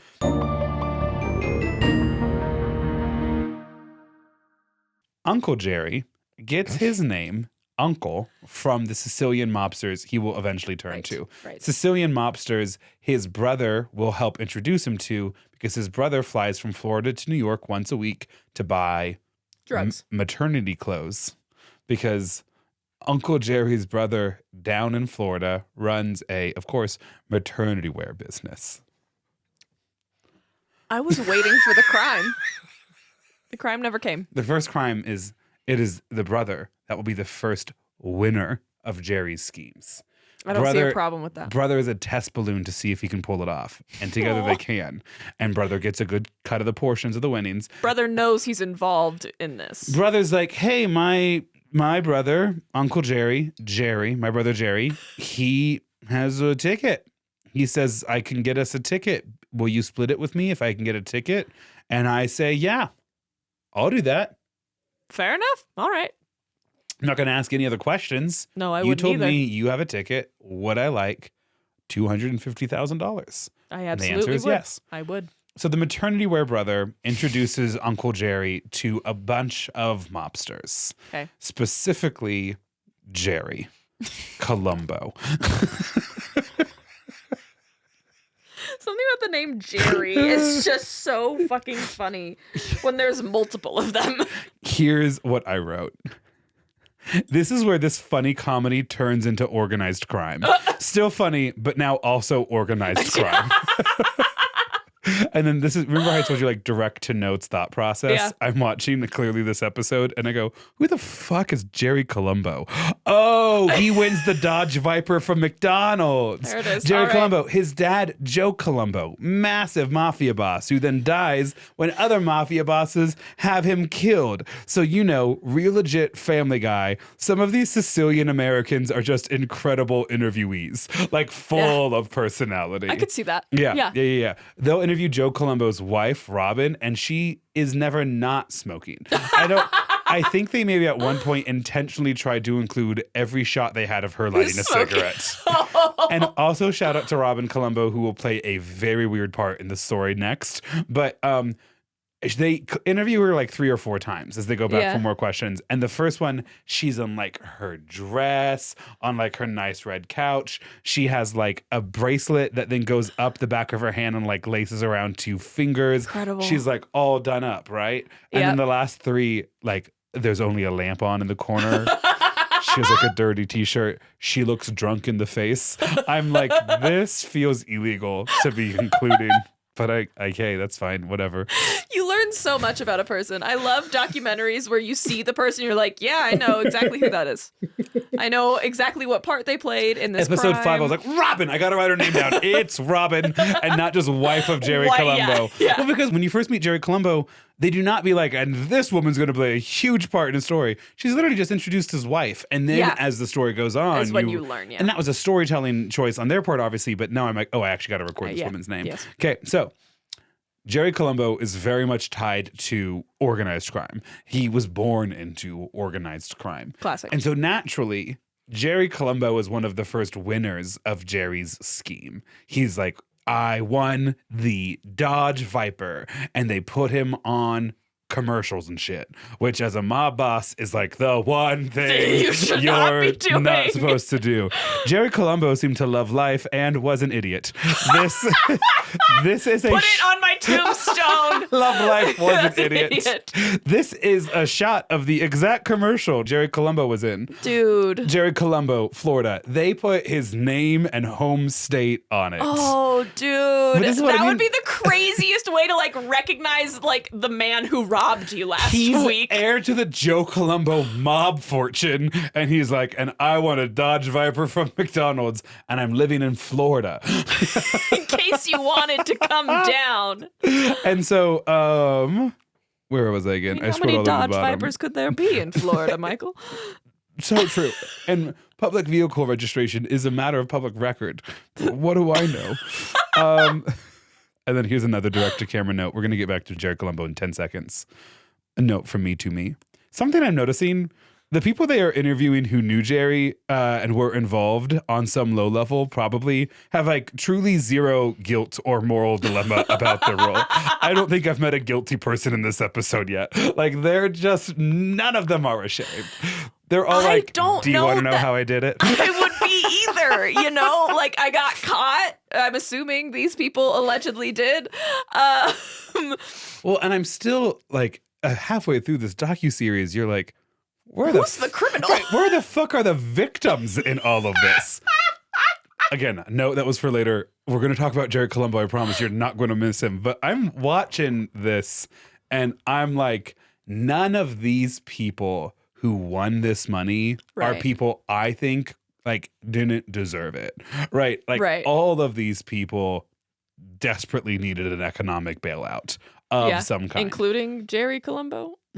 Okay. The life of a mobster is not a cheap one. Yes. And his wife is drunk all the time. She also, quote, smokes half a blunt every evening. That was the first fact we came to know about her. Yeah. Right. I was like, girl, she would be my favorite person immediately. I want you to know that when she's like, I smoke half a blunt, she like pulls it up to her. And it's like it's a cigar blunt, essentially. I'm like, you're burning barns of hay every night. It's what you're doing. Your lungs are no longer lungs. No. So Jerry Colombo wins the Dodge Viper, goes on the commercial. Rules even Uncle Jerry was like, you got to play a little low key. Like you can't just do all of this. Yeah. Jerry Colombo was like, I'll become a distributor. Like I will help connect other people.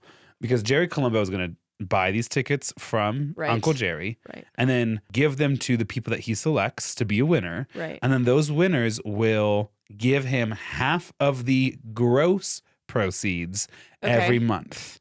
And also to get the ticket in the first place, these winners have to pay up front like the $20,000, $30,000, $50,000 Uncle Jerry is demanding.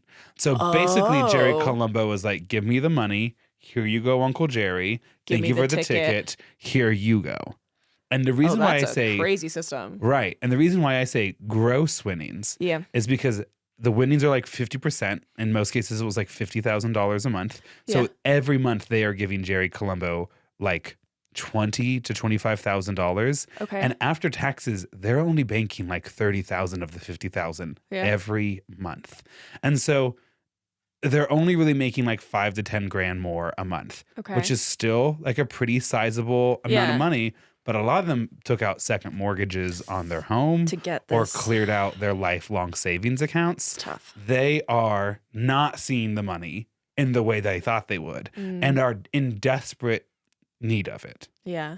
So that's the system that Jerry Colombo is now going to run to try to make this whole system work. Right. Great. I've just said that section. Well done, both of us. It's like you're in my notes. And I love a documentary. So Maya, so far, I think it's important to remember that the FBI has not entrapped anybody.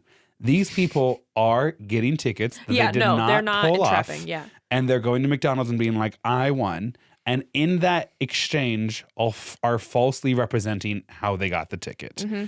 Do they have criminal knowledge of a criminal enterprise happening? Maybe, maybe not. Yeah.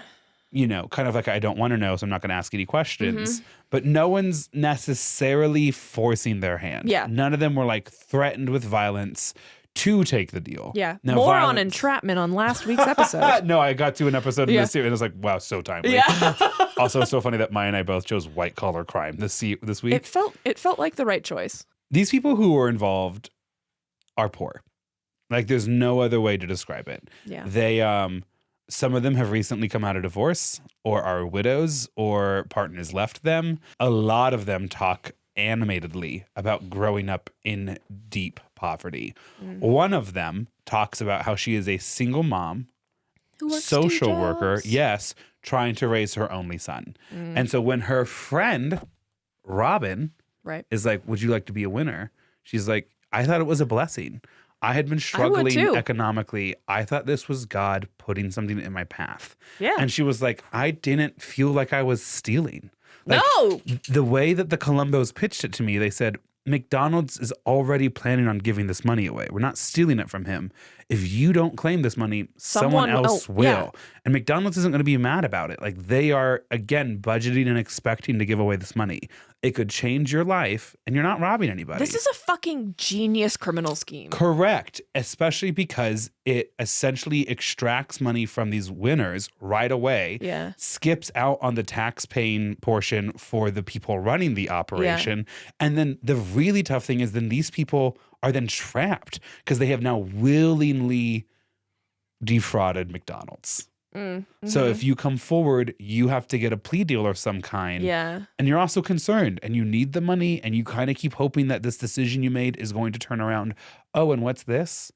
Oh, McDonald's is putting your face across the country as a winner. And you have to kind of say yes because you agreed to that when you go and claim the money. So Robin Colombo looks at her husband, Jerry, and she's like, Jerry, you can't keep picking old white Italian men from the East Coast. Genius. Always listen to your wife. You need women and people of color to start winning some of these Incredible, things. Robin. And then Jerry's like, that's a great point, Robin. What about your friend? And she goes, perfect. Let's call Gloria up and get her up here. Yeah, Robin's a really complicated person in the story. I want you to know. I'm obsessed with her. Gloria comes up. Yeah. They picture the deal. This is the single mom. Gloria lives in Jacksonville, has to pretend she lives in Huntington Beach, Florida, right? Oh, yeah, that's tough. Right. And so now this is happening in like the mid 90s. We're going to jump to 2000 real quick. The FBI is starting to identify this network of people, right? Yeah. Because the winners are all public information. So what they all have to do then is just figure out... Find the spider web where it overlaps. Correct. Yeah. Who was the distributor that connects that winner to Jerry Colombo, right? And they have now the ability with a quiet warrant to like wiretap, stuff like that. And then the FBI starts pretending they're McDonald's promotion and calling these winners in to get them on videotape about like, this is where I won and stuff like that. So this woman, Robin's friend Gloria, comes in and they're like, McDonald's is like, we're just so excited. We're so glad that you won. We can't wait for your story. We got a picture of the McDonald's in Huntington Beach that you won it at. Can you sign it for us? She's not going to recognize that it's not the Correct. that McDonald's. What it is, it's a McDonald's in Jacksonville, Florida. which is the heart of this entire story. And she signs it. And it's like Doug Matthews, not George Matthews. It's Doug Matthews driving them and edging them on and like pointing to their name and like getting their story on record several times. And some of these people are very nervous. You can tell they kind of want to bolt as soon as they can. Yeah. But they're collecting all this information that's going to trap the winners to make them pliable witnesses to get to the distributors and Uncle Jerry. God damn. It's like legitimately a mean but impressive operation. No, yeah, it's like I can't be mad at. Right. That's genius. But the issue too is you're now watching these videos of these quote unquote winners, but now you as an audience member know their backstory and you're like really sad. Yeah. One of the distributors preyed on his foster son. Not like in a criminal way, but like entrapped him with this deal. I mean, technically these people get the money, right? From McDonald's. From McDonald's, but they're paying a crazy sum to their distributor / Uncle Jerry before getting the ticket.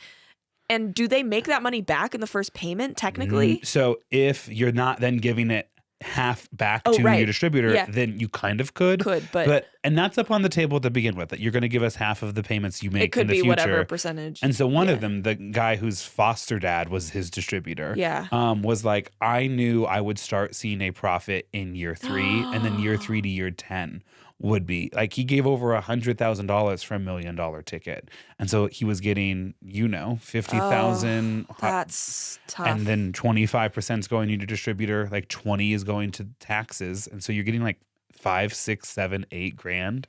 It does feel unusually cruel that they demand the money up front. Right. Because there is, I mean, the way that they see it, they don't get caught. There is no risk for them. Right. Like someone wins. Right. As long as they get them to sign a contract. Well, it allows them to cut and run if they need to. We got our money. Anything after that initial payment really is just kind of gravy to them. Yeah, they don't care. In total, it's believed that this operation defrauded over $25 million from McDonald's. I mean, good for them. Yeah, no, it's so tough. You're like, who am I really rooting for? Because in many ways, this feels like a victimless crime until you find out the position that these winners get put into. Yeah. So like one gets defrauded by his foster dad. Yeah. Gloria gets defrauded by her friend Robin Colombo. A flight attendant gets defrauded by Jerry Colombo because he goes to go like buy a ticket with cash because he's going to go collect a bunch of winnings from somebody. Right. And he's talking to this lady. She's Italian. And she's blonde. And that's Jerry Colombo's type. And they hit it off and they go get drinks afterwards. Robin's screaming somewhere. More on that in a second. Okay. Yeah. Did you read these notes beforehand? No. Crazy. Tale as old as time, I guess. So she gets pulled in, this like flight attendant front desk worker. They interview her and she's like, this person offers to change your life. I'm making like minimum wage at this. I had dreams. I had hopes. I was tired of struggling. All of them. Both in the interviews later for the documentary, but even like when McDonald's interviews them, they're like, I want to pay bills. I'm going to pay down my house. Simple shit. I might take my family on a vacation. Yeah. They're not like, I'm going to purchase shares. Right. I'm not going to, some of them are ruthless scoundrel, but they're not like, I'm going to undermine American democracy. I'm going to steal the Declaration of Independence. I'm going to invest heavily into an unproven technology with consequences for the environment. Jesus, that's so accurate for every generation. I'm going to fund foreign wars, right? Like they're Antifa. not, right? They're not doing any of that. They're like, I'm going to pay off my lingering medical debt and would love to feel stable in my home payments, and I think I'm going to take my kid to Disneyland. Like it's the sweetest, most American thing that you see from these winners. Yeah. And you're like, if anyone's the victim, it's that. Yes. But like, if they manage to keep their head, they'll come out slightly financially ahead, but you can tell it's having an emotional toll on them. Yeah, and for 3 years, you're living in even worse debt. Correct. And also you now know you were part of organized crime. And that makes you feel guilty too. All of this means the system constantly needs new people. And that's the thing about pyramid schemes. You need more people to make that initial payment, which is really where the system takes off. Yeah. And because it's hard for one individual person to keep leveraging people in his lives, Uncle Jerry taps into several different people. But all these distributors are kind of gross in their own way. The distributors are definitely low-level criminals. Jerry Colombo's story is fascinating. So Jerry Colombo... Who's Jerry Part 2? Right. Well... Right. So Jerry Colombo decides he's going to set up a legitimate business. He's an Italian mobster, so that means he's going to open up a club. Okay. He's going to open up a club in South Carolina. And he's going to name the club the Fuzzy Bunny. And his local community is going to hate it. Like, that might do okay here. Yeah. According to Jerry's brother and sister-in-law, quote, the girls had bikinis and pasties on, not full nudity. It was one of those classy establishments. Not a hint of irony out of these two Sicilian Americans. They are fully intending it. They're like, yeah, and they're like the one time he tries to establish like a legitimate business for himself, like the local community just hates him for it.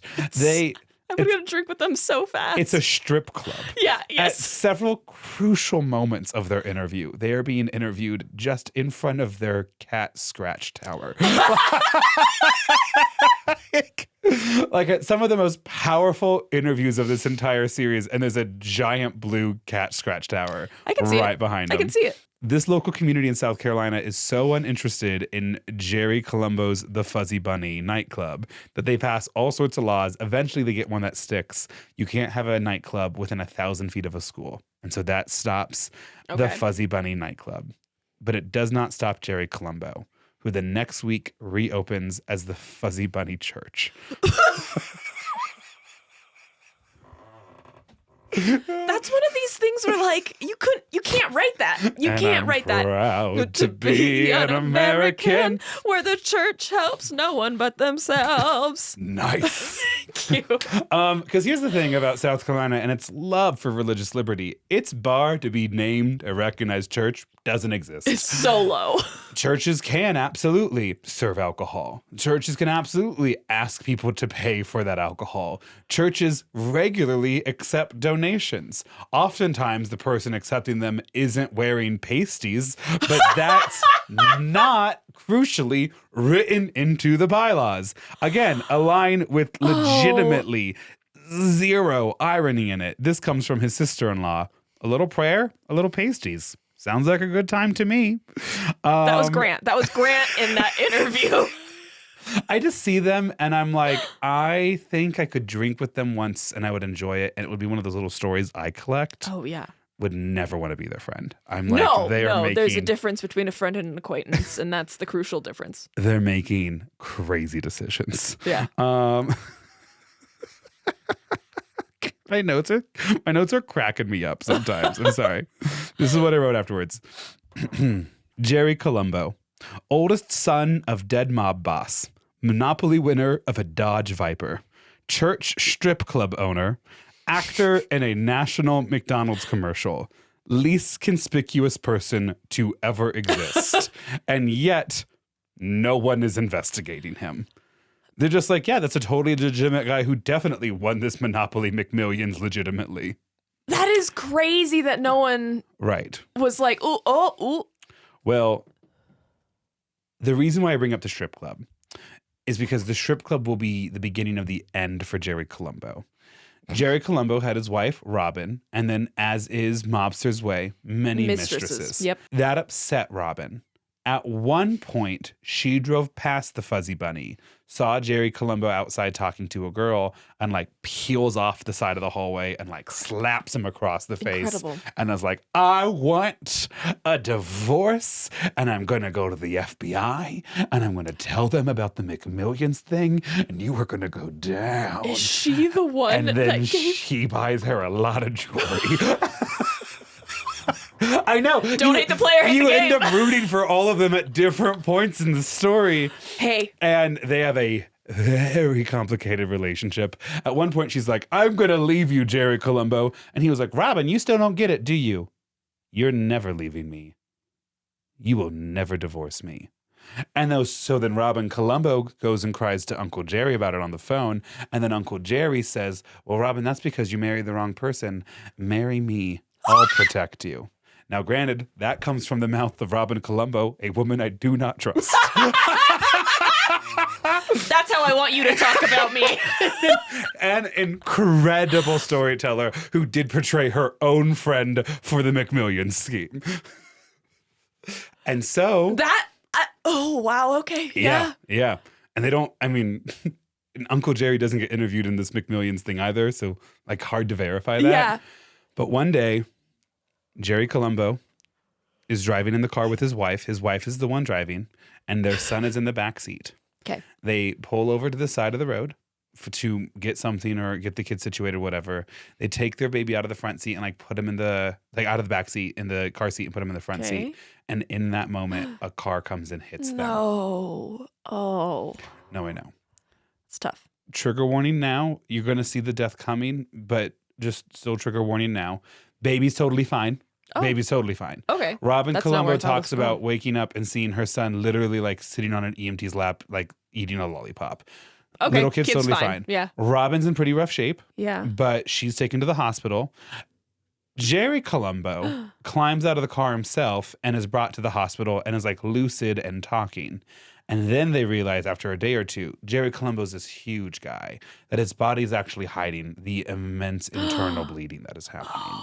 And this is really the tragic part of all of this. Jerry begins to pass away, but stays lucid during that process. But people understand they're not going to be able to turn that ship around. So Jerry Colombo looks at his brother and is like, there's money hidden in the glove box. There's money hidden in Robin's parents' like closet, whatever. Like, here's where all the money is. I want you to get it. I think Robin organized this hit. Jerry Colombo's brother tries to go collect all the stuff. It's all gone everywhere. Oh my It's cleared out. Oh my God. He goes to his brother's house. Yeah. Robin's been discharged from the hospital for like 2 days. House is ransacked. All of the valuables are gone. Furniture's fucking gone from this apartment. Like, they have cleared it out.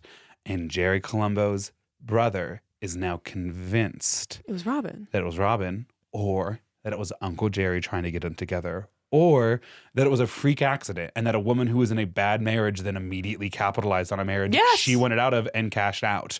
Who knows? But that's what happens to Jerry Colombo. Whoa. I know, right? That's wild.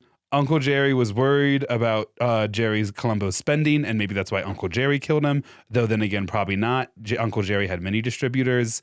There was concern that Robin maybe organized it, but again, also maybe not. I do not trust any of the people in this part to be like honest truth tellers. It's incredible. There's a custody battle over the kid afterwards, whether or not Robin's family will raise him or if Jerry's family will raise them. That very much feels like it's seeped into everything. Why not just Robin? Well, Robin's going to go to jail for writing checks that then immediately bounce. And then they put out a warrant for her arrest, she's going to steal a car and run away. And so then, kid is alone. Yeah. And whose family raises the kid does become a question. Okay. Robin's like, I was so distraught, my whole life fell apart, and then I just kept falling more. And that's maybe very true. And now she's moved from it. Or maybe it's a complete and total lie, and the death of her husband was a convenience that she organized or just took advantage of. Who's to say?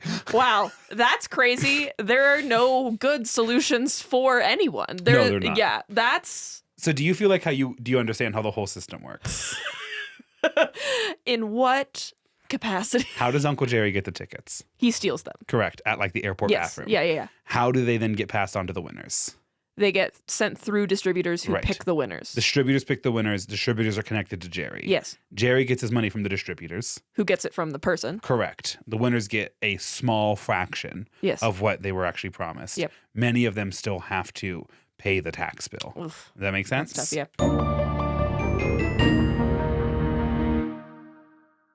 This section is a very short section. It transitions us to our last section, but I think it's the most interesting too. Don't pass go. Like in Monopoly. I was really struggling to write it, and then I was like, wait, I love that. God damn it. Even look at how I... Do not pass go? Like in Monopoly? Okay. It's Maya from work.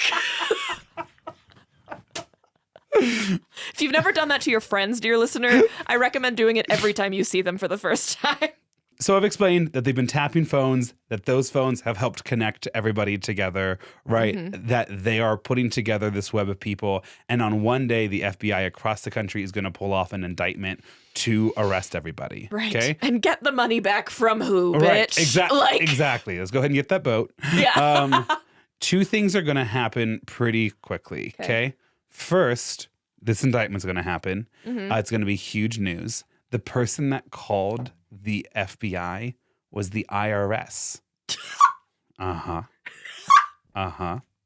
Because the IRS was trying to collect on a person.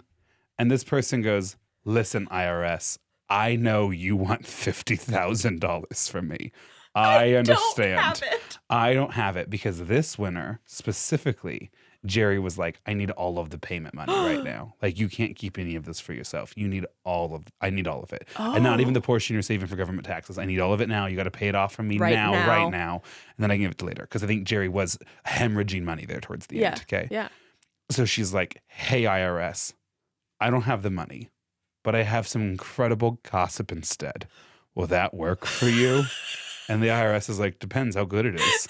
And she says it and they go, yeah, that'll work. Yeah, that'll work. We'll forgive the $50,000. So and they are the ones that are like, it's Uncle Jerry, click. Correct, but they get the call from the flight attendant, the hot blonde Italian woman who barely knows Jerry is the one that calls the IRS. And in her interview, she goes, listen, I feel bad, but I'm not going to jail over this. Are you kidding? Like, I feel bad, but like... Incredible. And it's also so funny because of all of the victims, it's the person who had the least actual life connection to any of the distributors. Yes. All these other people are like, that's my best friend. That person knows too much about me, whatever. And that's what keeps people quiet. Correct. But this person was like, no, this greasy, gross, fat Italian hit on me for a weekend. And I like said yes because it was Miami, you know? But like, then he was like, do you want $500,000? And I was like, yeah, of course I do. And then he was like, I need all of it back right now and you can have some later. But like now the IRS wants all this money from me. And I don't have it because, babes, I never really had it. Do you want to send him to jail? Like, that's essentially how that plays out. That's the plot of the new Superman movie. Correct. So this massive nationwide indictment goes out. Yeah. They arrest like a shit ton of people on the same day. And then a couple weeks later, 9/11 happens. I was going to say, we're very close. As soon as you said 2001, I was like, oh, there's an elephant here. Correct. And so it's on the national front page news. Yeah. And then it's very much not. Because of 9/11. Oh, sorry. I thought you were saying 9/11 is on the front page and then it's very much not. And I was like, that's a crazy thing that you just said. What are you talking about? Americans at this time loved McDonald's stories. Like, it's around this time that you also have the, McDonald's is hot coffee scandal, which is actually, you remember that scandal, right? Does it look like this face remembers that scandal? Listener, you might be yelling at me. Trust my heart. Stay with me here, okay? Maya doesn't know this yet. A woman sued McDonald's because she spilled some of her coffee on her and it was hot. Bitch. Right. So that's how it was sold to us in the news by the McDonald's PR marketing team. What actually happened is that McDonald's was serving its coffee at over 200 degrees. And when they handed it to the woman at the drive-thru, it fell out of the person's hand and landed on her lap and resulted in third-degree burns on an 82-year-old woman's body. And even though a jury awarded her a sum, she had to take a deal with McDonald's because they threatened to litigate her until she died. And it is through that litigation that old woman's filed. We found out that McDonald's had been burying hundreds of cases of employees being burnt trying to serve the coffee. At over 200 degrees is nuts. Yeah. Not only is that not it's boiling how water. Coffee is supposed to be served or brewed. Right. It's boiling water. They poured boiling water on this old woman, and then in the news slandered her as old woman complains her coffee's hot coffee. So America at this time loves McDonald's stories. Super Size Me is going to come out in a couple of years. That I do know. But 9/11 buries this for good and obvious reasons. Yes. But that then probably changes prosecution's approach to it, because instead of it being the big headline grabbing case, it's like page 8 news. So this is Damn. The last section. It's titled Main Character Moment or Literal Crime. At seems to be the running theme with all of the characters you've introduced me to. Yeah. I love almost all of them, to be clear. It is a summary. Yeah. First, my anger at McDonald's. This corporation specifically targeted, especially at the time, low-income consumers. They launched these games knowing that they will be paying out these prizes. They have a whole system for it. Yeah. Their own litigation history against customers and workers is horrific. They cause environmental damage through the production and distribution of their products. They are not a, quote, family company, and I certainly do not view them as victims of a price system that they set up with the full intention to use. Yeah. So McDonald's is the victim here and certainly is not a victim here. Yes. You know? Yeah. Also, all of these people who were interviewed were definitely low-level criminals. Like, every single person you meet has at one point in their life stolen lip balm from a gas station. Yeah, I can see it. So, Maya, I'm going to turn to you and ask you to share your thoughts real quick in kind of like a structured back-and-forth discussion session. Okay. You understand the facts of the case as I have presented them to you.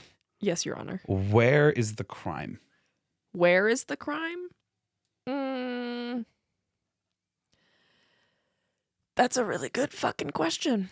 Because important to note, U.S. Civil Code does not include the rules for McDonald's Monopoly. Yeah. And we're going to change that. If you vote for Democrats in the fall. Someone tell Bernie to put that on his platform.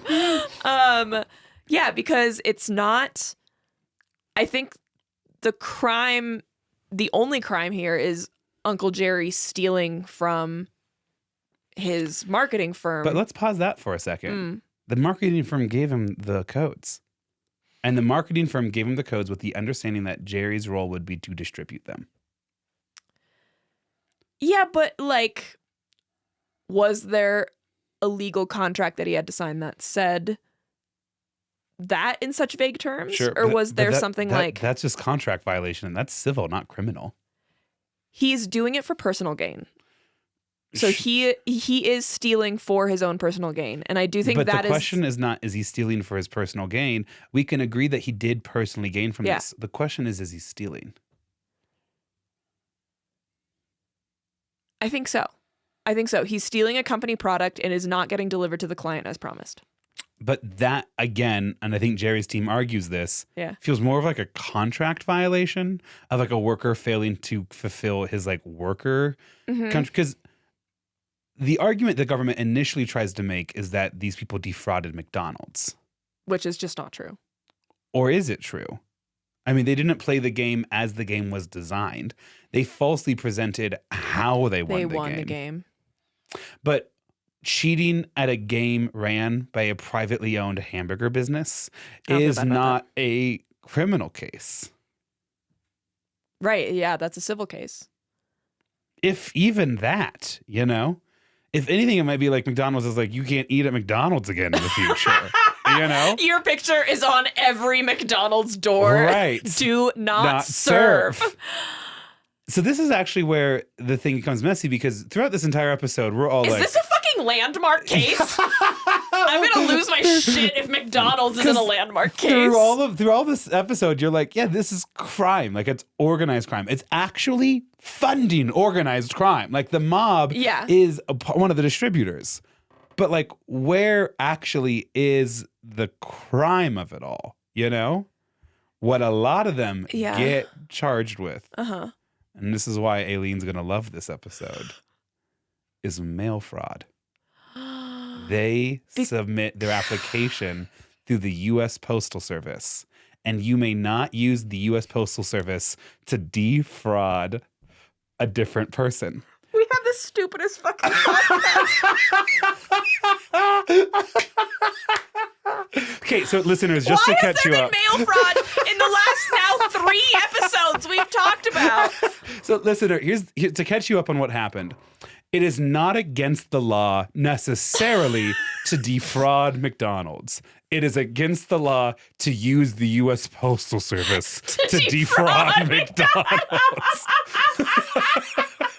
You made an unwilling participant complicit. Yes. And that unwilling participant was the federal government. United States Postal Service. People of Agency coming out. I think it's probably already out by the time this airs.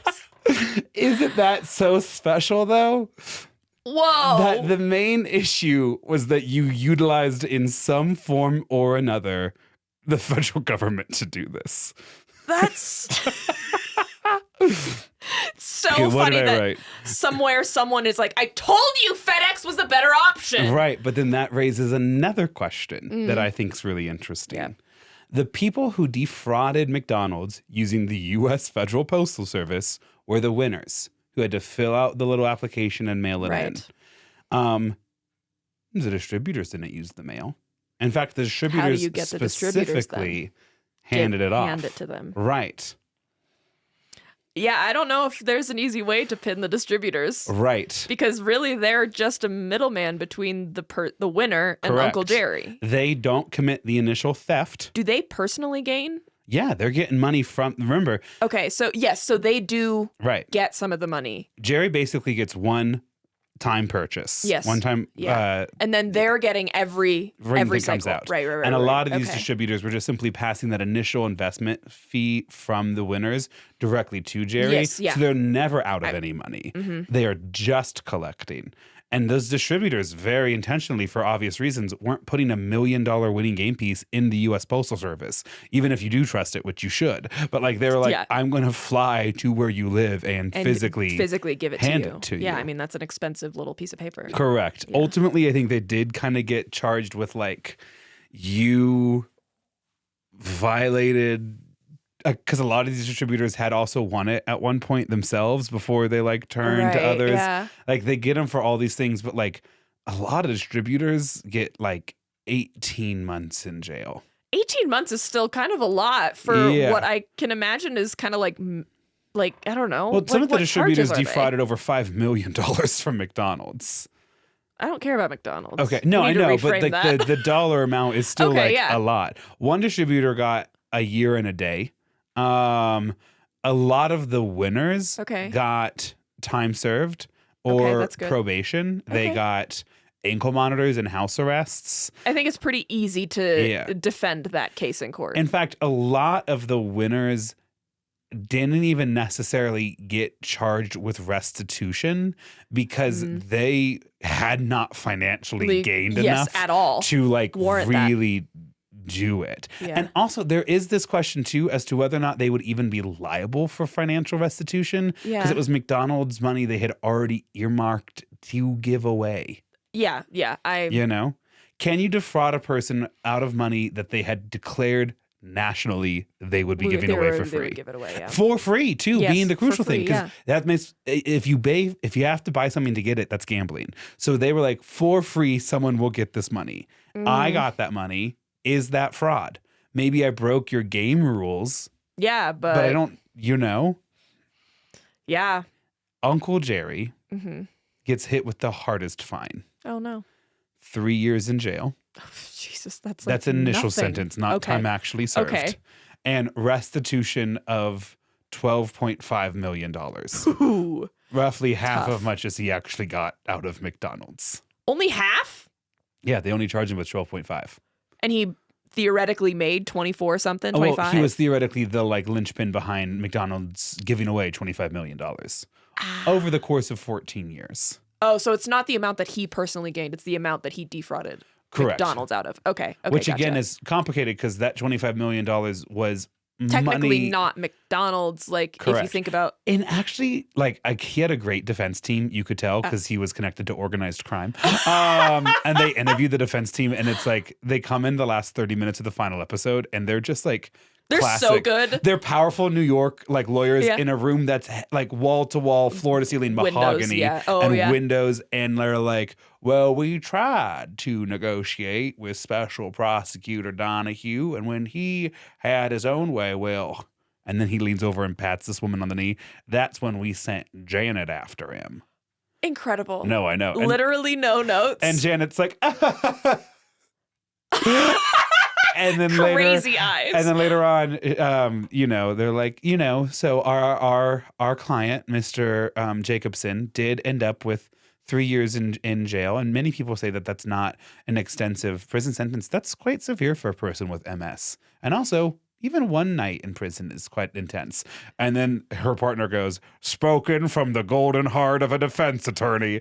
And I'm just like, what the fuck kind of like brother, I want sister? to watch this buddy comedy. Again. Start with The Office. Yes. From the FBI people pulling the sting. Move on to this. And then it cuts to like Robin Colombo again, smoking some more. And she goes, did I kill him? I mean, I was the one driving, so you always have the guilt. No, I don't blame anyone who blames me. I get it.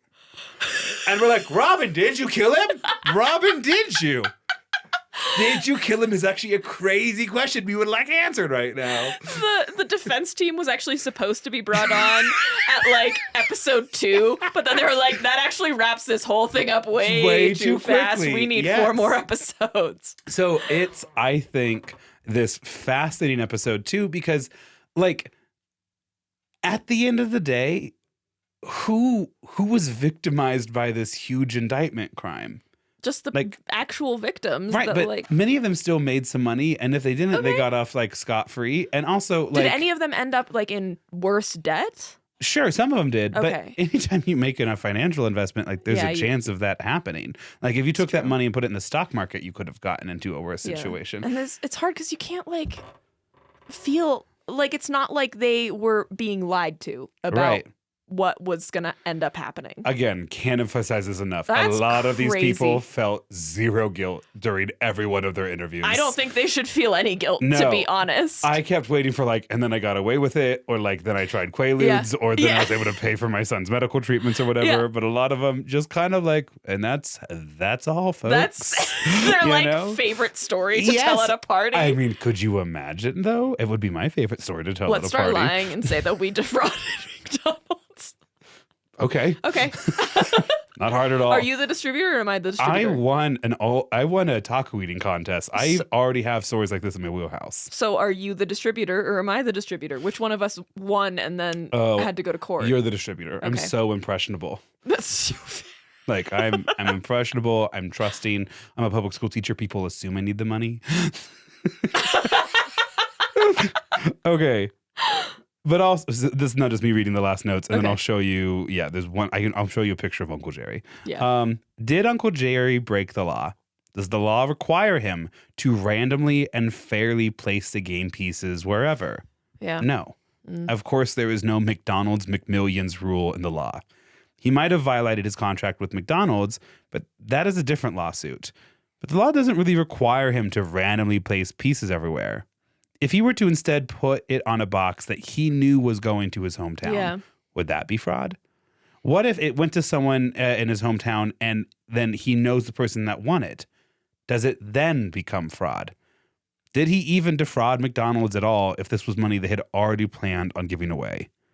The crime was probably when he started selling it to people. I was gonna say when he gains personally, I think that's where Right. the line is drawn. But the prosecution definitely had a hard time beyond Jerry proving that these people had knowledge of a crime.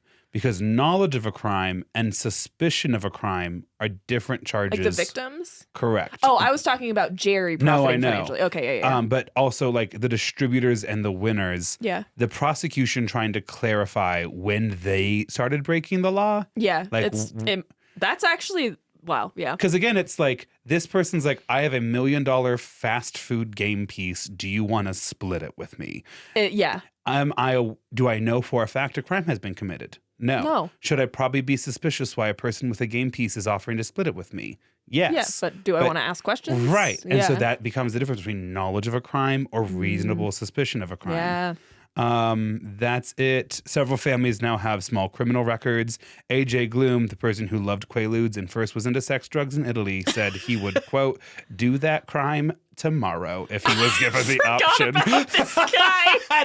and the distributor that helped crack this whole Yeah. case, zero regrets. Honestly, his only regret was that his former friend Michael Hoover doesn't talk to him anymore. Oh. Honestly, yeah, like Proud of Michael for no longer needing drugs and Quaaludes. yeah. Just you never know what'll turn someone into a drug dealer. That's Uncle Jerry. That's Oh, okay. Jerome Jerry Jacobson. He's given that guy from Stranger Pitmaster, Things. a lover to 7 different women, and the largest fraud scheme of a fast food company in American history. Where's a statue of him? You're welcome, America. That's the American dream, I think. Yeah, no, I think so. And throughout this entire episode, I was like, God, I would fucking kill for a McDouble right now. Right? Like every single time I was typing stuff up, it was like, I just want 2,000 calories for McDonald's now, you know? Yeah, into my bloodstream. Yeah. Immediately. Like straight into the Yep. nitro into the veins. Yeah. What? Yep. Makes the car go zoom. Nitrous into my veins. I'm glad that story came together. I think it's going to clock in story time wise at like just about 90 minutes. When I started doing the research, there was a shit ton of podcast episodes and a 6-hour-long docuseries. So I was like, oh my God, going to be so much material. Yeah. And then I was watching it and I'm like, there's so little material. And then I was listening to these podcast episodes and I had done enough research at this point to be like, that's wrong. They're not even getting the dates right. Like, and I would pick another one. That's how I felt with Ron Dante. Yes. This morning was listening to another podcast episode just to try to round out more details. You go farming for those like funny, interesting little bits or whatever. And I'm like 8 minutes in and I'm like, I can't even cite this one. That's not even the right date. I've done that so many times. Actually, with this with Abscam, there was... I am very sensitive to audio editing nowadays because of all of this that I've been doing. But listening to certain podcasts, I now am like deeply like, I can't fucking handle the way that you're talking right now. I can't handle the intonation of your voice. I can't handle the cadence of your voice. And also, you're not telling the fucking truth. Like, stop dramatizing things, whatever, making things more dramatic. You got it right the first time. I got nervous. I know.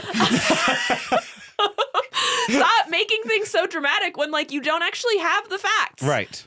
Anyway. Well, also, like, you don't need to blow things out of proportion when wild speculation is actually probably the more honest approach anyways, and is more fun, where it's like either she 100% killed him, either her lover 100% killed him, either C, she'd never had that conversation and it was a freak accident, or D, it wasn't a freak accident, she did park a little bit too close to the lane, but like hadn't intentionally killed him, just kind of hoped someone would clip him, and then reap the profits. Right. And all of those truths are interesting in different ways, but they all produce the outcome that we then saw next. Yes. And that's a much more interesting story to hear, I think, you know? I think about the Rasputin episode specifically. People wrote in to being like, I thought that was interesting. And it's like, yeah, was he a sex god, or are we just trying to delegitimize a like horrible queen? But you can be a powerful woman who's bad at being in charge without also being a whore.